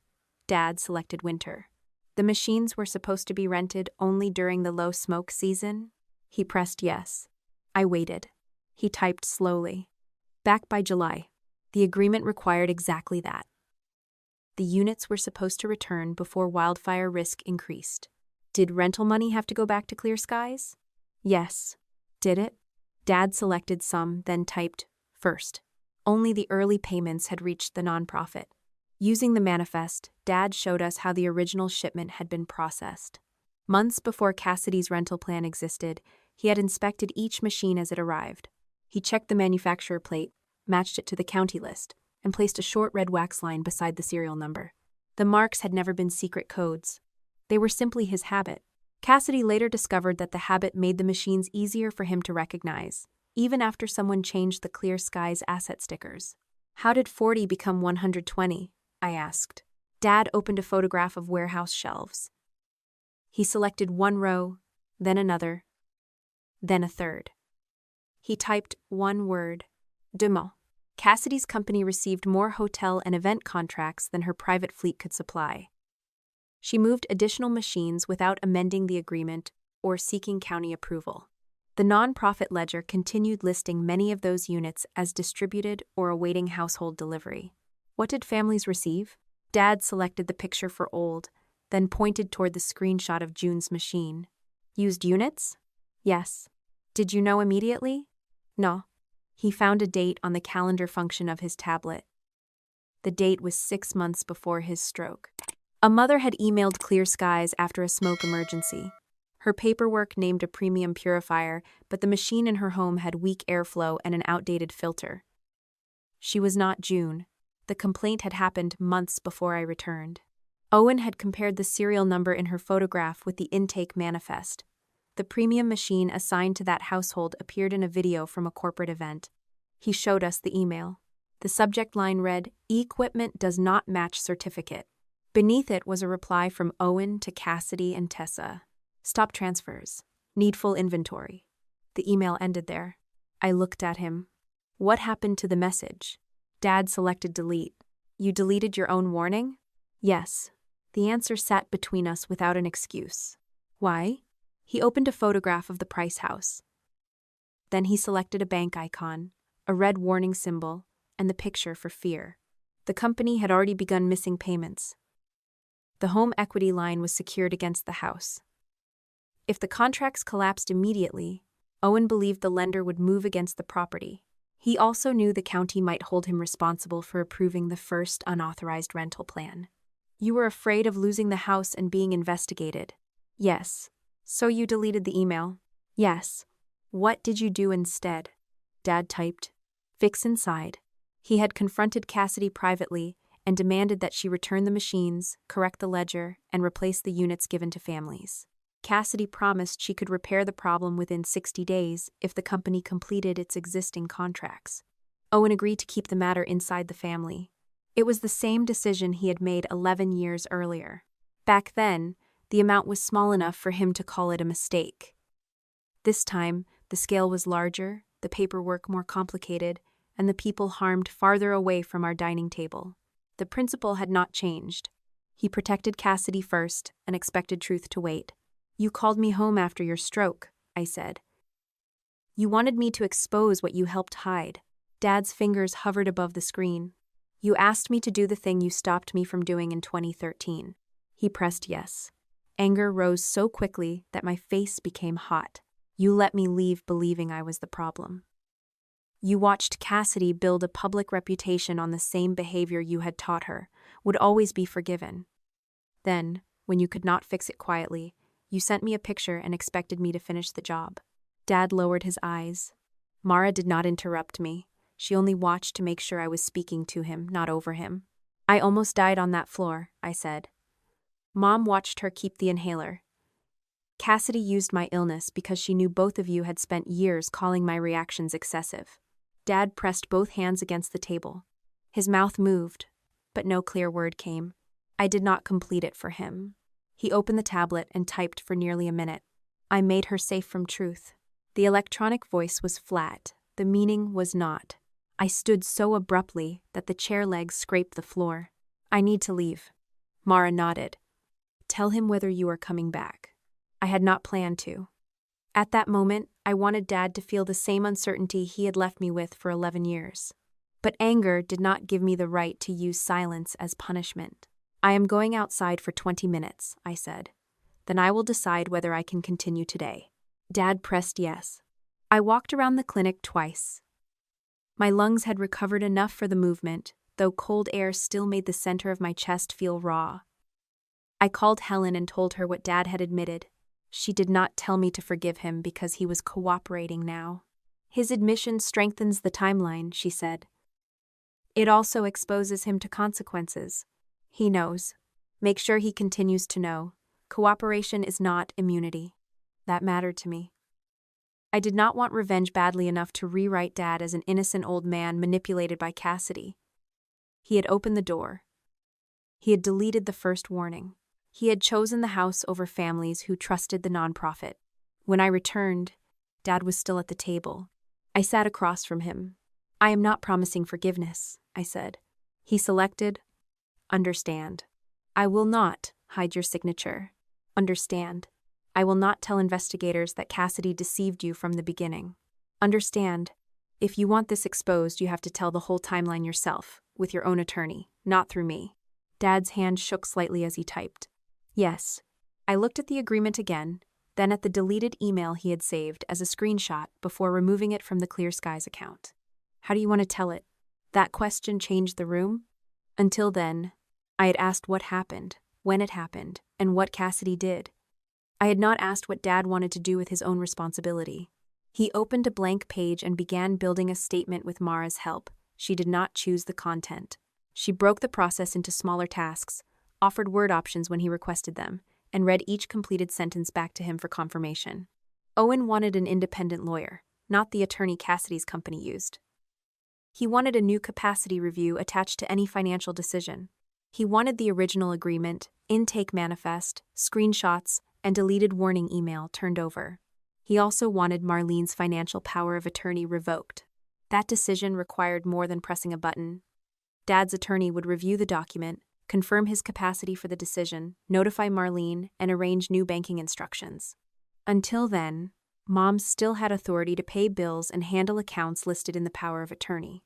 She did not have authority to stop Dad from speaking to his lawyer. By the time we finished, evening light had faded from the clinic windows. Mara walked Dad to the transport entrance while I gathered the documents. My phone vibrated. The message came from an attorney representing Marlene. The letter stated that I did not have permission to enter the Price property without the consent of an owner and that any future visit should be arranged through counsel. It did not contain a court seal, a case number, or a judge's signature. It was not a restraining order. It was a warning designed to sound like one. A second notification appeared before I finished reading. Cassidy had posted another video. The clip came from the beginning of my meeting with Dad.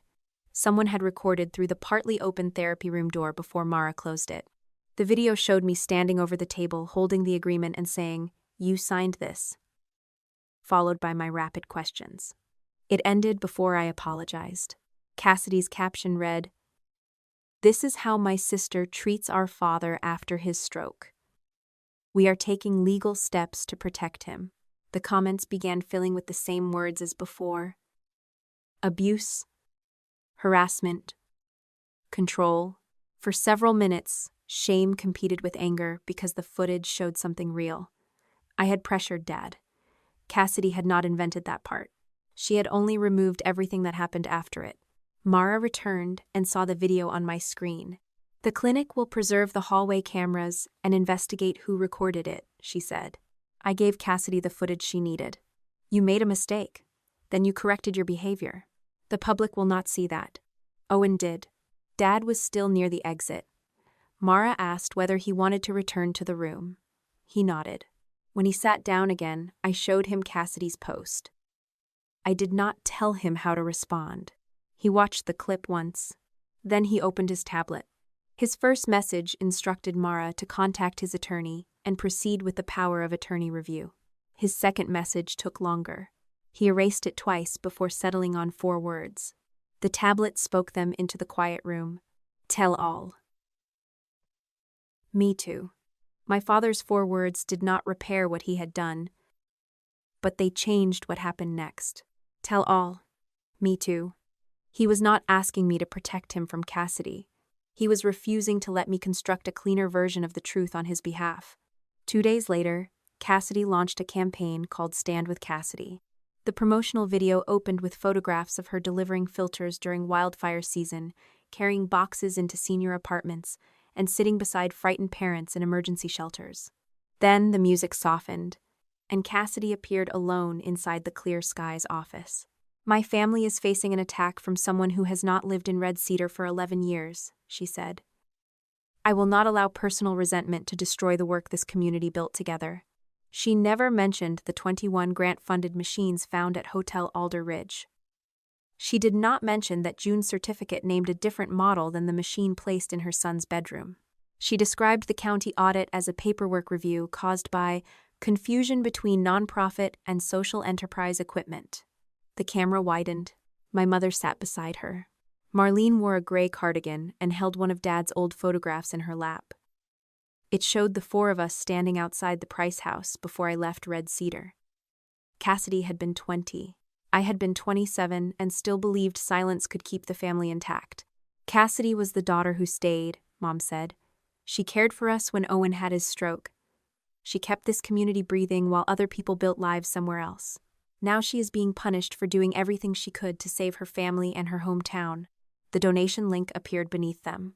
By evening, Stand with Cassidy had raised more than $23,000 for legal expenses and continued clean air operations. Local businesses reposted the video. A pastor who had once thanked Cassidy for delivering sitters shared it with a message about standing beside people who served quietly. Cassidy had never served quietly. She had simply made sure the camera framed her service before it framed its cost. I did not post a response. Helen advised me that anything I said publicly could affect the audit, potential civil claims, and the preservation of evidence. More importantly, I had no interest in entering a contest where Cassidy controlled the emotional rules. She could ask the town whether it loved her. The evidence would ask what she had done. My employer called the following morning. The compliance director and general counsel joined the video meeting. My supervisor sat in a separate window, looking more uncomfortable than either of them.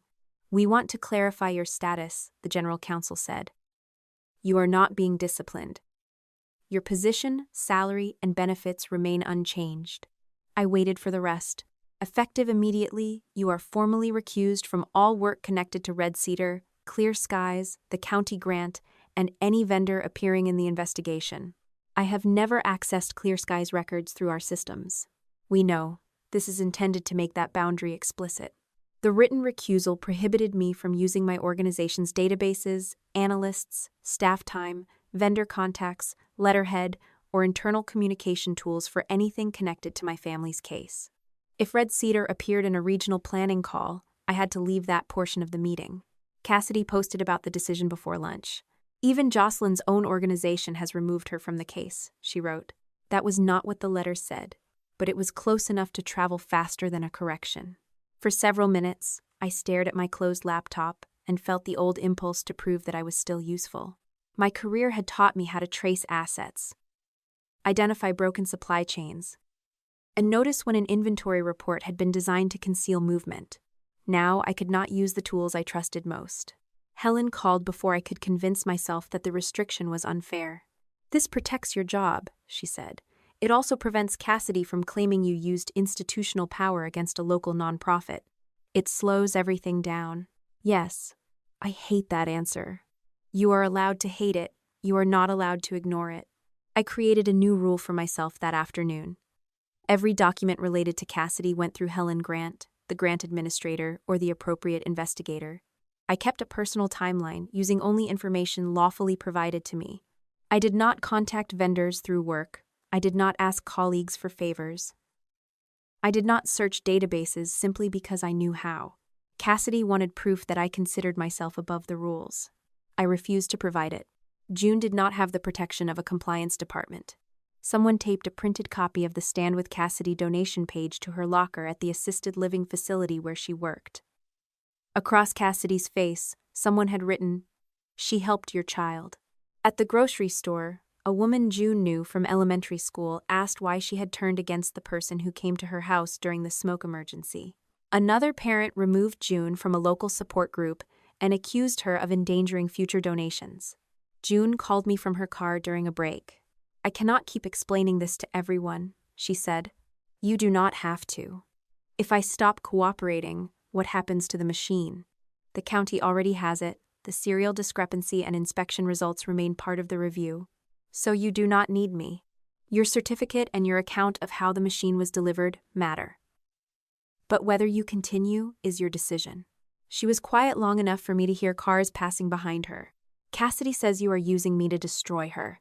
I asked to inspect the plate because your family appeared in a public campaign. You allowed it, and later you surrendered the machine voluntarily. Those are the facts. I will not tell you what you owe me. What do you think I should do?" The question tempted me. I wanted June to stand in front of every person defending Cassidy and describe the warning light on the purifier while her son struggled to breathe. I wanted the town to understand that gratitude did not turn a false certificate into a true one, but wanting her testimony did not give me ownership of it. "I think you should decide what you can live with after this is over," I said, "not what makes my case easier." June let out a tired breath. The following week, she contacted Grant through her own attorney. She signed a statement confirming the certificate, the delivery date, the model she received, Cassidy's instructions about the filter, and the fact that she had never agreed to accept a refurbished substitute. She did not speak about Cassidy's personality. She did not call her evil. She described the machine. That was enough. Grant's document review produced its first formal finding in early December. Helen and I met him at the county office with a forensic document analyst named Priya Shah. Priya displayed 3 PDFs on a large monitor. One was an old emergency supply certification Grant had unquestionably signed. The other 2 were clear skies reports, claiming that premium purifiers had been distributed and inspected. At normal size, all 3 signatures looked authentic. Priya enlarged the first letter of Grant's last name. A tiny square gap appeared where 2 pixels failed to connect. The same gap appeared in every disputed document. A faint compression shadow surrounded the signature image in the exact same dimensions. Even a small dark speck near the final stroke repeated in the same place.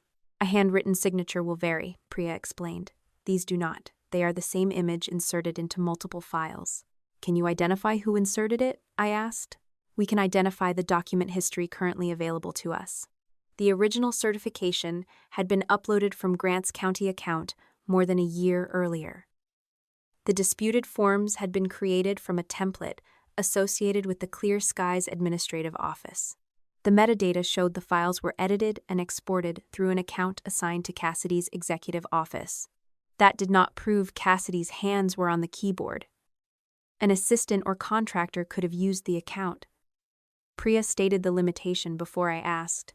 Grant had already signed an affidavit confirming he had not approved the transfers, had not signed the disputed distribution reports, and had never authorized commercial use of the Grant assets. "I should have reviewed the attachments more closely when the quarterly summaries came in," he said after Priya closed the files.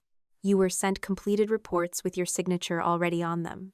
My office administered the grant. I still missed it." There was no self-pity in his voice.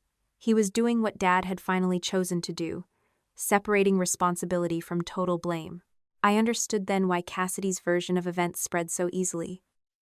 She offered everyone a simple role: hero, jealous sister, confused father, ungrateful mother, careless bookkeeper. The truth required people to admit they could be deceived and still have missed chances to stop it. Owen revoked Marlene's financial power of attorney 6 days later. The process took place in a private conference room at his lawyer's office. A capacity specialist had evaluated him again that morning using written choices, visual aids, and extra response time. The conclusion was specific. Owen understood the purpose of the power of attorney, the financial tasks it covered, the consequences of revoking it, and the alternatives available. I attended because Dad asked me to, not because I controlled the decision. His attorney reviewed each page slowly. Owen selected a professional fiduciary to manage bill payments and banking while the audit continued. I was not appointed. Neither was Cassidy. When the attorney asked whether anyone had pressured him to revoke Marlene's authority, Dad typed his answer himself. No, I waited too long. The signed revocation was notarized, delivered to Marlene, and sent to the banks named in the original document. The fiduciary began changing account access and reviewing recent transfers. Mom arrived at the office less than an hour later. She did not enter the conference room. She stood in the lobby holding the notice and demanded to see me. "You did this," she said. "Dad did." He could barely read those papers. His attorney and the capacity specialist disagree. "You put the idea in his head."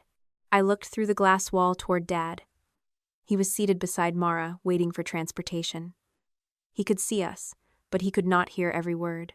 "I suggested an independent attorney," I said. "He chose the revocation. You have always known how to make control look respectable." The accusation struck close enough to sting. "I did try to speak for him," I said. "He stopped me. I listened." Mom's face changed when I admitted it. She had expected denial. "This family will have nothing left when you finish," she said. "That depends on what was already taken before I came home. You think a house is just an asset on a page because you never had to keep one? The house belongs to you and Dad. Cassidy's company used it as collateral, to keep people employed, to keep her contracts alive. You do not know what it means to stay when everyone depends on you." "No," I said. "I know what it means to leave when staying requires me to lie." Mom folded the revocation notice and placed it in her purse with deliberate care. Then she walked past Dad without looking at him. He watched the door close behind her. His fingers rested on the tablet, but he did not type anything. I sat beside him. After a while, he selected the word sad. I did not tell him he had made the right decision. Correct decisions could still hurt. I placed my hand on the arm of his chair and waited until his transport arrived. That evening, a woman called from an unfamiliar number. "Is this Jocelyn Price?" "Yes." "This is Tessa Monroe." Her voice was low and uneven.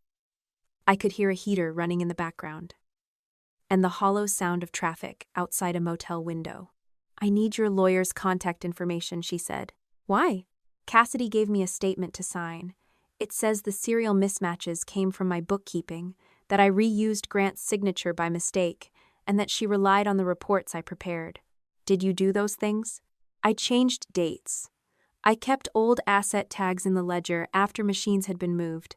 I knew the reports were misleading." She did not ask me to call her innocent. "I did not create the rental plan," she continued. "But I made the records fit it. I told myself the machines were coming back and the entries would be corrected before the next audit." "Why did you wait until now?" "Because Cassidy said if I signed, the nonprofit would describe it as an accounting failure and pay for my lawyer. If I refused, she would tell the board I acted alone." "What changed?" "I saw the statement she wanted me to sign. She is not trying to protect Clear Skies. She is trying to build a wall out of everyone who helped her." I gave Tessa Helen's office number and told her not to send records directly to me. "I already contacted my own attorney," she said. "We have a meeting tomorrow." I kept my work papers, ledger exports, invoice files, and email correspondence outside the live accounting system. "As part of your CPA records?" "Yes. Some of it protects me. Some of it proves what I did." Her answer made me trust her more than an instant confession would have. Before ending the call, Tessa said there was one message I needed to understand before Cassidy reframed Marlene as an uninvolved mother. With her attorney's approval, she forwarded a screenshot to Helen, who sent me a secured copy later that night. The email had been written by Marlene 8 months before Dad's stroke. It was addressed to Cassidy and Tessa.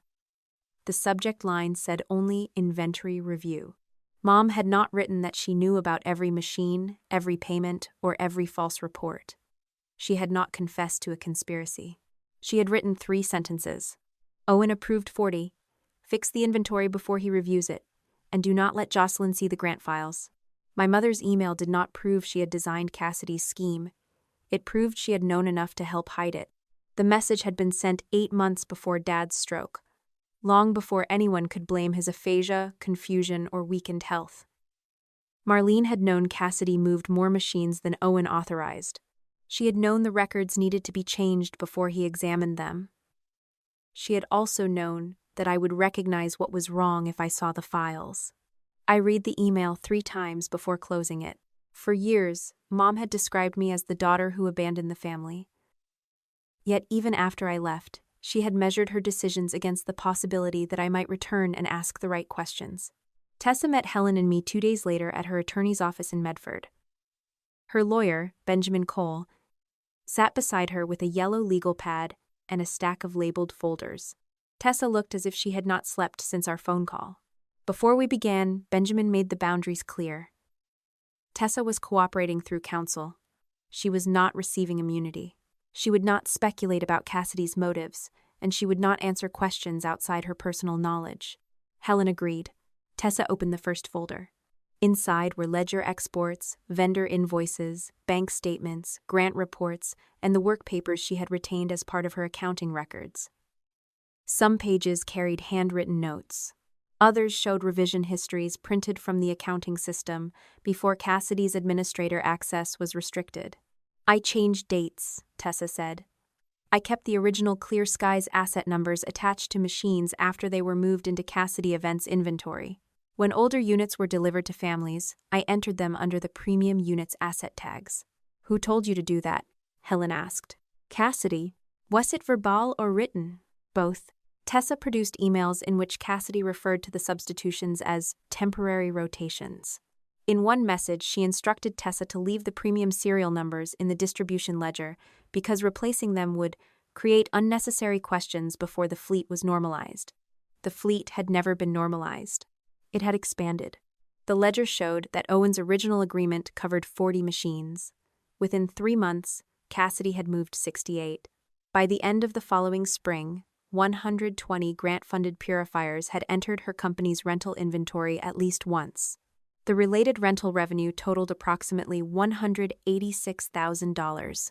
Some of the money had paid legitimate expenses connected to the purifiers, including filters, transportation, and limited maintenance.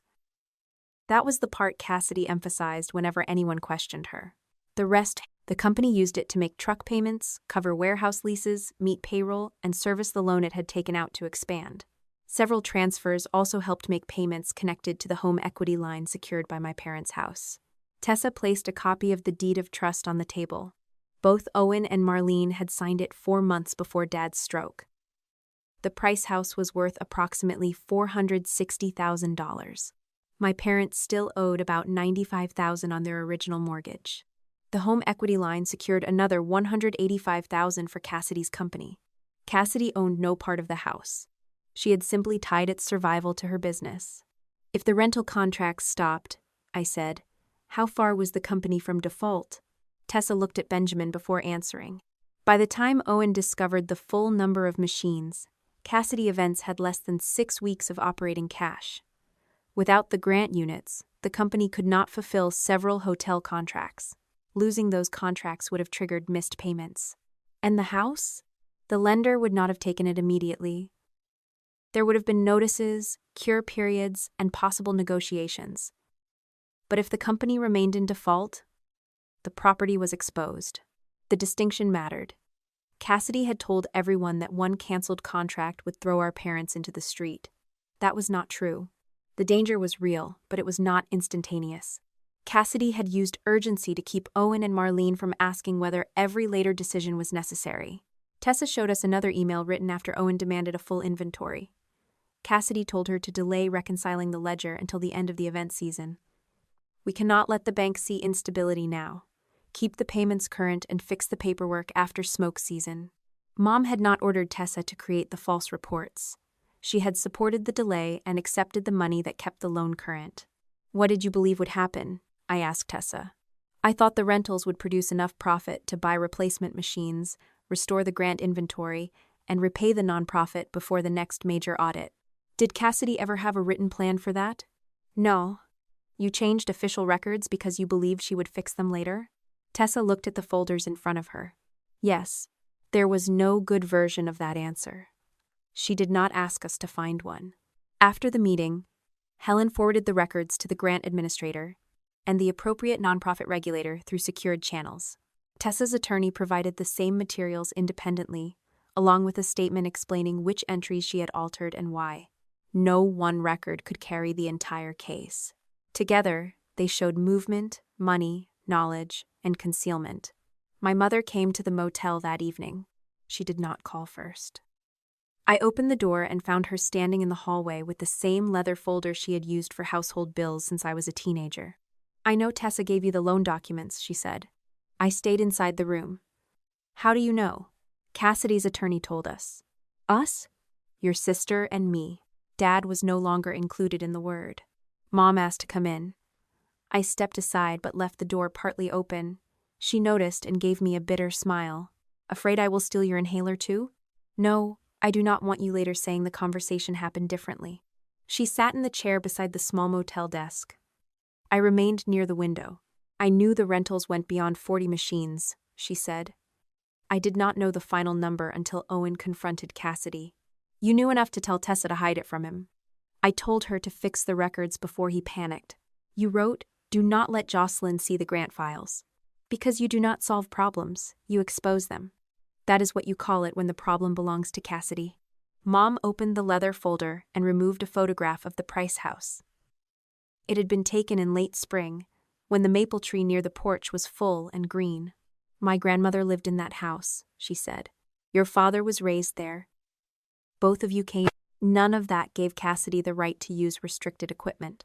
"You have an apartment, a salary, health insurance, a job that let you leave town when you were 27 and never look back. I looked back every time one of you called to tell me Cassidy needed something. You were never dependent on that house. Neither was Cassidy until she put her company against it." Mom's face hardened. "You think independence makes you morally superior." "No. It made it easier for me to say no. That does not make the answer wrong." She closed the folder. "Cassidy stayed when Owen had his stroke. She managed his appointments, kept the bills paid, and kept the company alive. You appeared after he sent one photograph and decided the family should absorb whatever consequences make you feel honest. I thought of June's son sleeping beside an older purifier while the machine named on his certificate worked a wedding. The family did not absorb the first consequences," I said. "Other families did." Mom looked away. That was the only moment in the conversation when she appeared ashamed. It passed quickly. "There is a way to give the regulators what they need without destroying your father," she said. She removed a single sheet of paper from the folder. It was not a legal agreement. It was a proposed timeline. The first entry began after Owen's stroke. According to Mom's version, Cassidy expanded the rentals while Dad was medically vulnerable. Tessa altered the ledgers without adequate supervision. Marlene discovered irregularities only after Jocelyn returned. Owen's original authorization for 40 machines would be described as a limited fundraising experiment that Cassidy later exploited. The deleted warning email was omitted. Mom's instruction to hide the files from me was omitted. The deed of trust remained, but the timeline suggested my parents had been misled about the company's use of the money. "Cassidy would still lose Clear Skies," Mom said. "The board will remove her. The county can recover the machines, but your father would be treated as someone she deceived after his health declined. He signed before the stroke. He did not understand what she would turn it into. He understood enough to delete his warning." Mom's voice dropped. "No one needs that email. The investigators do. If Owen is treated as a participant, the lender and the regulators will be less willing to separate the house from Cassidy's conduct. You are asking me to hide evidence. I am asking you not to volunteer material that harms a stroke survivor when Cassidy is the person who expanded the scheme. Dad asked to tell all. He is ashamed. Shame is not capacity. He had an independent evaluation. You have made him believe confession is the only way to earn you back." I felt the accusation reach for the part of me that knew I had pressured him in the clinic. Mom saw the hesitation and leaned forward. "You can end this without punishing everyone," she said. "Give them the records after the stroke. Let Cassidy take responsibility. Let your father keep his home." For several seconds, the offer felt merciful. Cassidy would still lose her nonprofit title. The machines would still be recovered. The families would still learn the truth. Mom and Dad might keep the house. I could tell myself that Owen's earlier conduct was only background, not the center of the case. It was the kind of lie my family preferred. Not an invented fact, but a missing one. I folded the proposed timeline and handed it back. No, Mom did not take it. Think before you answer. I have. You are choosing paperwork over your parents. I am choosing not to alter the truth according to who I love. The truth will sell that house. The debt may sell it. Cassidy's company may sell it. You and Dad signing the deed of trust may sell it. My refusal to hide those facts is not what created them. Mom rose so quickly that the chair struck the wall. You will regret this when he has nowhere to go. Dad will have somewhere to go. It may not be that house. She stared at me as if I had spoken about tearing down a person instead of selling property. Then she left the paper on the desk and walked out. The next morning, I met Owen at his attorney's office. His lawyer had prepared a simplified summary with 2 options. The first disclosed only events after his stroke and emphasized Cassidy's independent expansion. The second disclosed the entire timeline, including his authorization, the deleted email, Marlene's knowledge, and the loan. The consequences were written in plain language. Option 1 might reduce his immediate legal and financial exposure, but it would conceal material facts. Option 2 could contribute to penalties, repayment obligations, and the sale of the house. No one asked me to explain the pages. Dad read them with Mara beside him. His attorney answered his questions. When he became tired, they stopped for 15 minutes. Then Dad selected option 2. His tablet spoke the sentence he had prepared.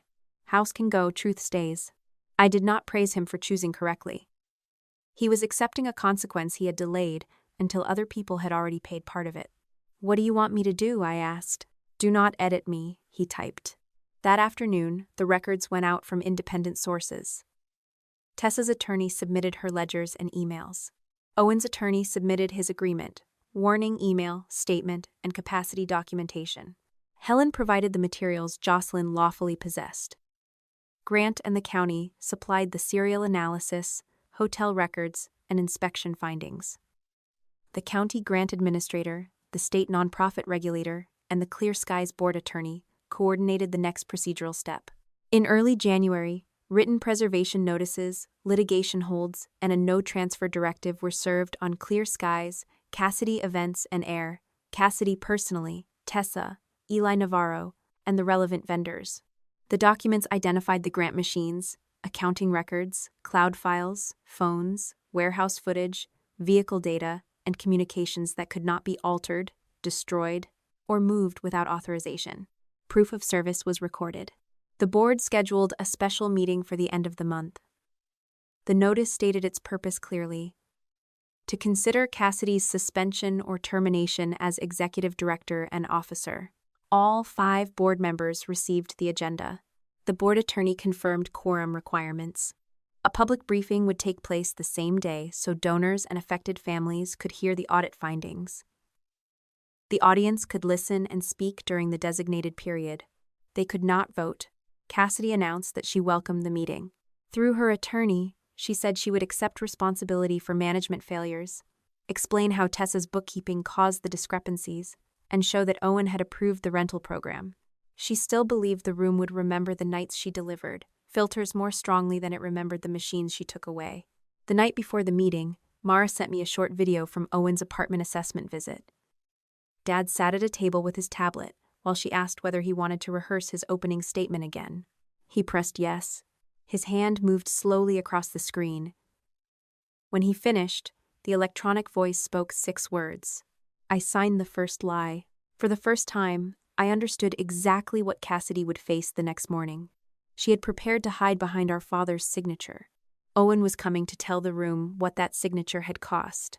The special board meeting took place in the same community center where Cassidy had held my inhaler above me 5 months earlier. The haze machine was gone. In its place stood 3 folding tables, 5 board members, 2 attorneys, the county grant administrator, and a sealed air purifier that had once sat in June Bell's son's bedroom. Red Cedar residents filled nearly every chair. Reporters lined the back wall.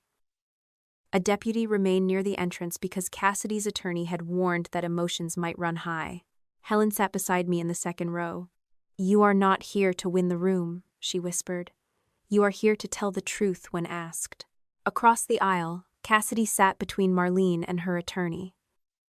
She wore a pale blue suit and the expression she used in donation videos when discussing someone else's tragedy. A few supporters carried small Stand with Cassidy signs. Others looked at the sealed purifier and avoided her eyes. The board attorney opened the meeting by explaining the procedure. The public could hear the audit findings and speak during the designated comment period.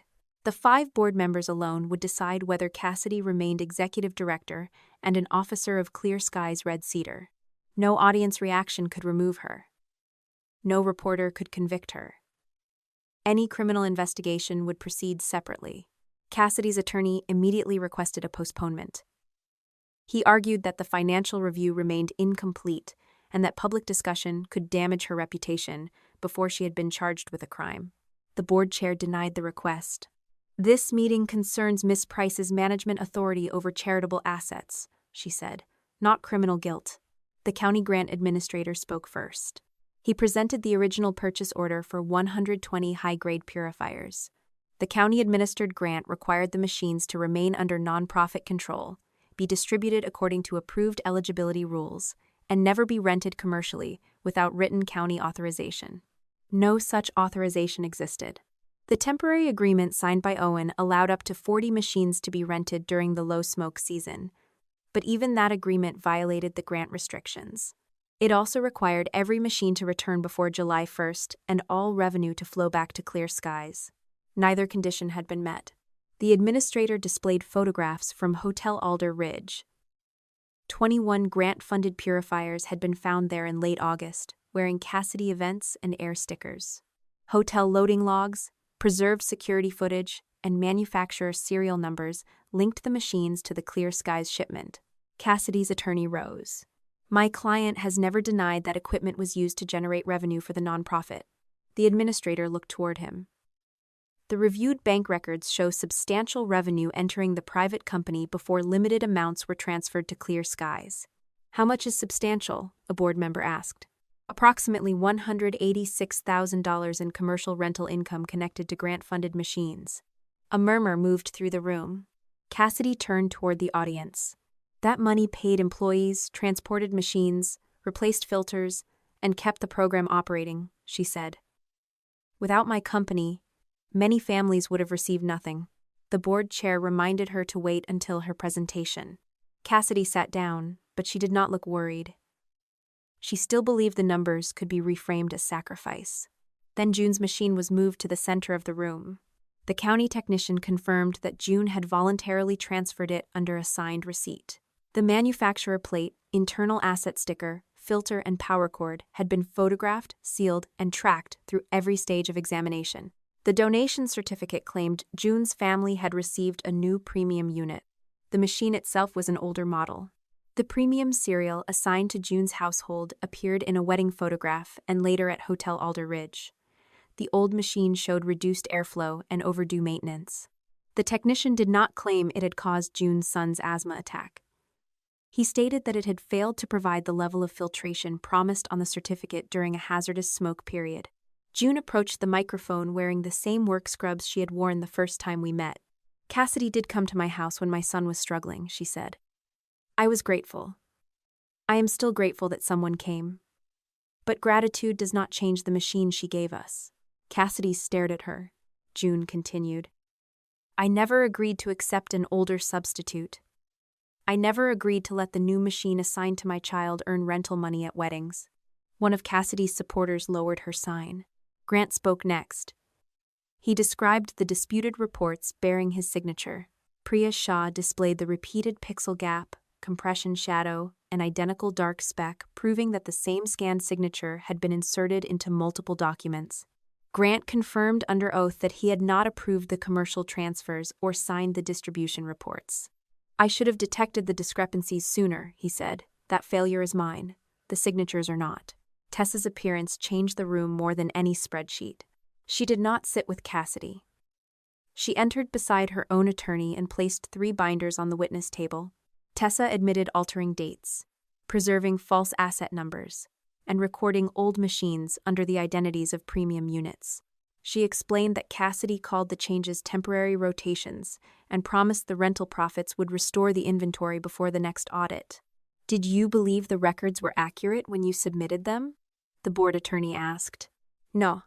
"Who instructed you to maintain the premium serial numbers?" "Cassidy Price." Cassidy stood. That is a lie. Her attorney pulled her back into her chair. Tessa's lawyer provided the emails. One contained Cassidy's instruction to keep the original serials because changing them would create questions before the fleet was normalized. Another ordered Tessa to delay reconciliation until the event season ended. Tessa also produced the statement Cassidy had recently asked her to sign.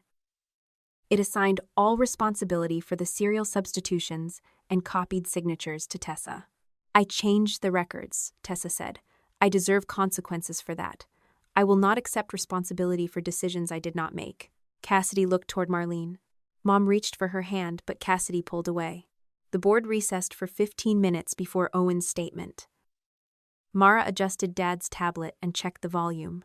His independent attorney confirmed that Owen had completed a capacity evaluation and had chosen to participate. When Dad reached the microphone, the room became quiet enough for me to hear the soft mechanical sound of his wheelchair. He had prepared his opening sentence. I signed the first lie. The tablet's electronic voice stripped away emotion, forcing everyone to listen to the words. Owen confirmed that he approved the temporary use of 40 machines. He believed rental revenue could support Clear Skies during the low smoke season and protect the company loan secured by the family home. He had not obtained county approval. When he discovered that Cassidy had moved more machines and given older replacements to families, he ordered a full inventory. Then he deleted his own warning email and allowed Cassidy 60 days to fix the problem privately. "Why did you remain silent?"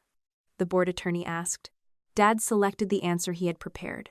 "I feared losing house. I feared blame. I protected family name before families." Cassidy shook her head. "He is repeating what Jocelyn taught him," she said. Dad turned toward her. His fingers moved slowly across the screen. My stroke slowed speech. It did not create facts. Several people in the audience began to clap. The board chair stopped them before it grew. Dad admitted Marlene knew the rentals had exceeded 40 machines. He did not claim she designed the scheme. He stated that she supported delaying the inventory correction because the company was using rental income to keep the loan current. Marlene covered her mouth. Cassidy's attorney asked whether Dad had been angry with his younger daughter when he composed the statement. Dad selected yes. "Did Jocelyn pressure you during a therapy session?" Dad selected yes again. I felt every face in the room turn toward me. "Did that pressure influence your decision to accuse Cassidy?" the attorney asked. Dad took longer to answer. Jocelyn spoke over me. Then she stopped. "Cassidy spoke for me for months and called it care." The attorney did not ask another question. My own statement came near the end. I described the attack without interpreting Cassidy's thoughts. I explained when I left the haze, when I used my inhaler, and why I called 911. I acknowledged that I had pressured Owen during our first clinic meeting, and that Cassidy's edited video showed a real mistake. Then Helen asked whether I consented to a limited, redacted portion of the emergency call being played. Yes. The board attorney confirmed that the recording had been lawfully obtained, preserved, and edited to remove unrelated medical and identifying information. The audio began with my strained voice, giving the dispatcher the east entrance location. Then came Cassidy's voice. "Gasp, loser. This will be hilarious." The room heard me ask for the inhaler. They heard the dispatcher order Cassidy to return it. They heard Cassidy claim I had already used too much. They heard Marlene say the paramedics were probably coming. No one heard a dramatic confession. They heard something worse. Ordinary cruelty spoken by people who believed they controlled the story. When the recording ended, Cassidy stood before her attorney could stop her. "She was not dying," she said. The ambulance was already on the way. June stared at her from the front row. Cassidy seemed to realize what she had admitted. The board entered executive session with counsel, then returned 40 minutes later. By a vote of 4-1, Cassidy was terminated as executive director and removed as an officer of Clear Skies Red Cedar. Her access to accounts, donor systems, facilities, vehicles, and nonprofit records was revoked immediately. The board referred the audit findings to the state regulator and law enforcement agencies already reviewing the matter. The decision did not remove her from the room in handcuffs. Cassidy looked almost relieved. In the hallway, she stopped beside me while her attorney spoke to a reporter. "This is an employment decision," she said, "not a conviction." "I know. Tessa changed the records. Dad signed the agreement." The money kept the company alive. No jury will turn that into what you want. You still think this is about what I want? She leaned closer. You had your public humiliation. Enjoy it. The rest is paperwork. Cassidy left with Marlene before the board could collect every access card. That evening, Helen called to remind me that no arrest was imminent. Investigators would still need records, interviews, warrants where required, and proof of individual intent. Cassidy understood that too. What she misunderstood was the preservation directive served 3 weeks earlier. It prohibited her from moving the identified machines or altering their labels, records, cloud files, and related communications. At 11:46 that night, Grant forwarded Helen a screenshot supplied by Cassidy's warehouse supervisor. The message had come from Cassidy's phone less than an hour after the meeting. Move every purifier from the South Annex before sunrise. Strip the company stickers and remove every red mark. If anyone asks, those units were never part of Clear Skies. Cassidy's message did what 5 months of excuses had failed to do. It gave investigators a direct order to move identified assets, alter physical markings, and lie about their origin after she had received a written no-transfer directive. The warehouse supervisor, Eli Navarro, did not follow the order. He took screenshots showing the sender, time, and full message thread, then contacted Grant and the attorney handling the Grant investigation. He also preserved the warehouse access logs and the exterior camera footage before the system's normal retention period could erase them. Eli was not the only person Cassidy contacted. She sent a second set of instructions to the manager of Cassidy Events and Air's South Annex, where another group of purifiers had been stored after leaving Unit 47. That manager told a delivery crew that the equipment had to be moved before morning because of an insurance issue. The crew loaded 32 purifiers onto 2 company trucks. They did not know about the preservation directive. By the time investigators learned the trucks were moving, the vehicles were already on the highway. No one called me to chase them. No one asked me to follow Cassidy or confront the drivers. The investigators obtained the information they needed, documented the urgency, and sought the appropriate warrants. The truck's fleet system preserved GPS data. Traffic cameras captured their routes. One vehicle went to a rented agricultural building outside Klamath Falls. The other stopped behind a closed event venue near Grants Pass. When officers executed the warrants, they found grant-funded purifiers stacked behind curtains, lighting equipment, and banquet furniture. Several Cassidy Events stickers had been peeled away. On 11 machines, someone had tried to scrape off Dad's red wax marks. The manufacturer plates remained. Metal could be scratched. Serial numbers could still be read. The delivery crew told investigators exactly who had called them, what they had been told, and where they had been instructed to take the machines. Their statements did not make them heroes or criminals. They were employees who had believed they were completing an ordinary transfer until police arrived. Cassidy had spent years building systems where other people performed the risky parts for her. This time, those people kept records. 3 days after the board meeting, Tessa received a proposed affidavit from Cassidy's attorney. It stated that Tessa alone had reused Grant's signature, misclassified the equipment, and concealed the errors from Cassidy. The affidavit also claimed that Owen's authorization covered every machine moved into commercial service. Tessa refused to sign it. Cassidy then sent her a voice message. She reminded Tessa that accountants who falsified charitable records could lose their careers. She warned that if Tessa testified, Cassidy would tell investigators she had stolen money and created the entire scheme without supervision. "You can still fix this," Cassidy said in the message. "Say you panicked when Jocelyn came back. Say you changed the reports because you were afraid she would expose your mistakes." Tessa forwarded the message to her attorney. It did not erase Tessa's responsibility. She had knowingly altered records and helped conceal the substitutions. But the attempt to make her withdraw truthful cooperation added another layer to Cassidy's conduct. The final evidence came from Cassidy's own phone. She had deleted the original asthma video and claimed the version posted online was the only file she retained. Investigators obtained access to the connected cloud account through legal process. The service provider preserved an automatically uploaded copy, created before Cassidy edited it. The original recording began earlier than the public clip.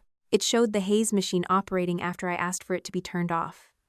It showed Cassidy watching me leave the room. It showed her following with her camera already raised. The most damaging seconds came after the dispatcher's voice sounded from my phone. Cassidy looked directly at the dark screen near my knee. She lowered her own phone for a moment, clearly listening as the dispatcher identified herself and ordered the inhaler returned. Then Cassidy lifted her camera again. She kept the inhaler for 6 more seconds. 6 seconds did not sound important when spoken aloud. On the recording, they felt much longer. She used them to frame my face, tell the camera I was panicking, and position herself as the reasonable person in the scene. Then she dropped the medication beside me only when the sirens became loud enough to enter her recording. Cassidy had always insisted she did not know the call was active. The original file proved that by the end, she did. The legal process took another 10 months. There was no single morning when every charge appeared and every question disappeared. Investigators reviewed the grant records, bank transfers, hotel contracts, warehouse footage, cloud files, vehicle data, and witness statements. Attorneys argued over what Cassidy knew, what Owen authorized, and which financial losses could be directly connected to each decision. Owen cooperated through his own lawyer. He admitted signing the first rental agreement, deleting his warning email, and delaying disclosure because he feared losing the house. He resigned from every remaining advisory role connected to Clear Skies and agreed to contribute toward restitution from his share of the home sale. Tessa accepted responsibility for falsifying records and cooperated under an agreement that did not promise her freedom from consequences. She lost her position, paid a professional penalty, and was prohibited from handling nonprofit accounts for a defined period. Grant's office underwent an administrative review for failing to detect the copied signatures and inventory discrepancies sooner. The truth did not select one person and wash everyone else clean. Cassidy's position was different because she had directed the expansion, controlled the private company that earned the revenue, continued the substitutions after Owen ordered them stopped, used false reports to conceal the movement, withheld my medication, and then attempted to move assets and pressure a witness after formal preservation orders were served. Her attorneys initially sought a resolution that would avoid incarceration. They described the equipment scheme as an unauthorized but well-intentioned financing strategy that grew beyond her control. The obstruction evidence destroyed that argument. Cassidy eventually entered a plea agreement covering the financial scheme, falsified records, unlawful control of charitable assets, and her later attempts to interfere with the investigation and witness testimony. The asthma incident was included in the factual record and supported a separate charge related to knowingly interfering with my access to emergency medication. At sentencing, the courtroom was smaller than the community center and far quieter. Cassidy's attorney spoke about the families she had helped before the scheme began. Several people submitted letters describing nights when she had delivered filters, arranged transportation, or answered calls no one else returned. Those things were true. So were the machines she diverted. The judge did not treat good acts as credits that could be exchanged for permission to harm different people later. Cassidy received a prison sentence, supervised release afterward, restitution obligations, and a prohibition against managing charitable funds or serving as an officer of a nonprofit. Cassidy Events and Air collapsed after its contracts were canceled and its equipment was seized or sold. Before sentencing, Cassidy asked to speak with me through our attorneys. Helen advised me that I did not owe her a meeting. I agreed because I wanted to hear what she believed could still be negotiated. Cassidy entered the conference room wearing county-issued clothing and no makeup. Without the polished hair, cameras, and blue Clear Skies banners, she looked younger and more tired. She did not apologize. Instead, she placed a proposed statement on the table. It said the inhaler incident had been a misunderstanding between sisters. It said she believed I had already taken enough medication and feared I might harm myself by using more. If I signed it, her attorney could present it before sentencing as evidence that the medical charge had been overstated. "You know I did not want you to die," she said. "I know you wanted the video more than you wanted to return the inhaler. The ambulance was already coming. That was your excuse then, too." Her mouth tightened. "One sentence from you could take years off this. One false sentence. You already got everything. The board, the company, the house. What more do you need?" "I did not get the house. You made sure Mom and Dad lost it. The loan and your company lost it. She leaned toward me. You always find a way to sound clean. I thought about the clinic video, the accusation that I spoke over Dad, and the parts of myself I had been forced to examine. I am not clean, I said. I pressured Dad because I thought being right gave me control. I accused Grant before I had proof. I left Red Cedar and used distance to avoid knowing how bad things had become. I have admitted those things without asking anyone to lie for me. Cassidy looked at the unsigned statement. You know what they will do to me. No, I said. You knew what you were doing each time someone asked you to stop. I pushed the paper back across the table. When I was 27, one truthful sentence from me could have exposed what you did to that fundraiser. Mom and Dad asked me to stay quiet. And I did. I will not use another lie to save you again. I left before she could make me the center of her sentence. The Price house sold 4 months later. After the mortgage, home equity balance, fees, and agreed restitution contribution were paid, Owen and Marlene each received far less than either had expected to inherit from the property. Marlene moved into a rented duplex across town. She and I spoke only through short messages concerning Dad's medical records and the final division of household belongings. She never apologized for the inhaler or the email to Tessa. I stopped waiting for her to become someone who would. Owen moved into an accessible apartment near his rehabilitation clinic. He chose it because the kitchen counters were low enough for his wheelchair, the bathroom had proper supports, and the building offered transportation without requiring a family member to control his schedule. I did not move back to Red Cedar. I returned to Eugene, resumed my full responsibilities at work, and visited Dad twice a month because that was what we both agreed to. Mara continued his speech therapy. A professional fiduciary handled his bills. He was not my project, and I was not his replacement voice. 3 months after Cassidy began serving her sentence, I helped Dad unpack the last box in his apartment. Inside were 2 coffee mugs, an old radio, family photographs, and the red wax pencil he had used to mark the purifiers when they first arrived. Dad held the pencil for a moment, then placed it in the kitchen drawer. He did not display it like a trophy. That evening, we ordered dinner from a small restaurant nearby. The delivery driver stood at the door and asked what name to place on the building's customer list for future orders. I opened my mouth automatically. Then I stopped. Dad lifted his tablet. The driver waited without rushing him. Owen typed his own name, apartment number, and delivery instructions. The electronic voice read them aloud. When the driver left, Dad looked at me and smiled. For most of my life, my family had called control care, silence loyalty, and endurance love. They had kept deciding who was allowed to speak, who had to stay quiet, and whose breathing could wait until the camera stopped recording. I could not change the years behind us. I could choose what happened in that room. Dad spoke for himself. I listened. And for the first time in a long time, neither of us had to ask permission to breathe. You should never confuse silence with loyalty or control with love. When someone asks you to hide wrongdoing to protect a family name, a house, a business, or a reputation, remember that the consequences do not disappear. They are simply transferred to someone less powerful. Jocelyn's family protected Cassidy again and again, and every excuse taught her that other people's safety mattered less than her image. The cycle ended only when Jocelyn refused to alter the truth. Even though honesty cost her family their home and forced her father to face his own choices, you can support someone without lying for them. And you can love your relatives without rescuing them from consequences they knowingly created. When a person is sick, injured, frightened, or unable to speak quickly, listen to them instead of deciding what they need. Keep records, seek qualified help, respect legal procedures, and accept support from trustworthy people. Most importantly, do not wait for an abuser to admit what they did before protecting yourself. Their apology is not required for your boundaries to be valid.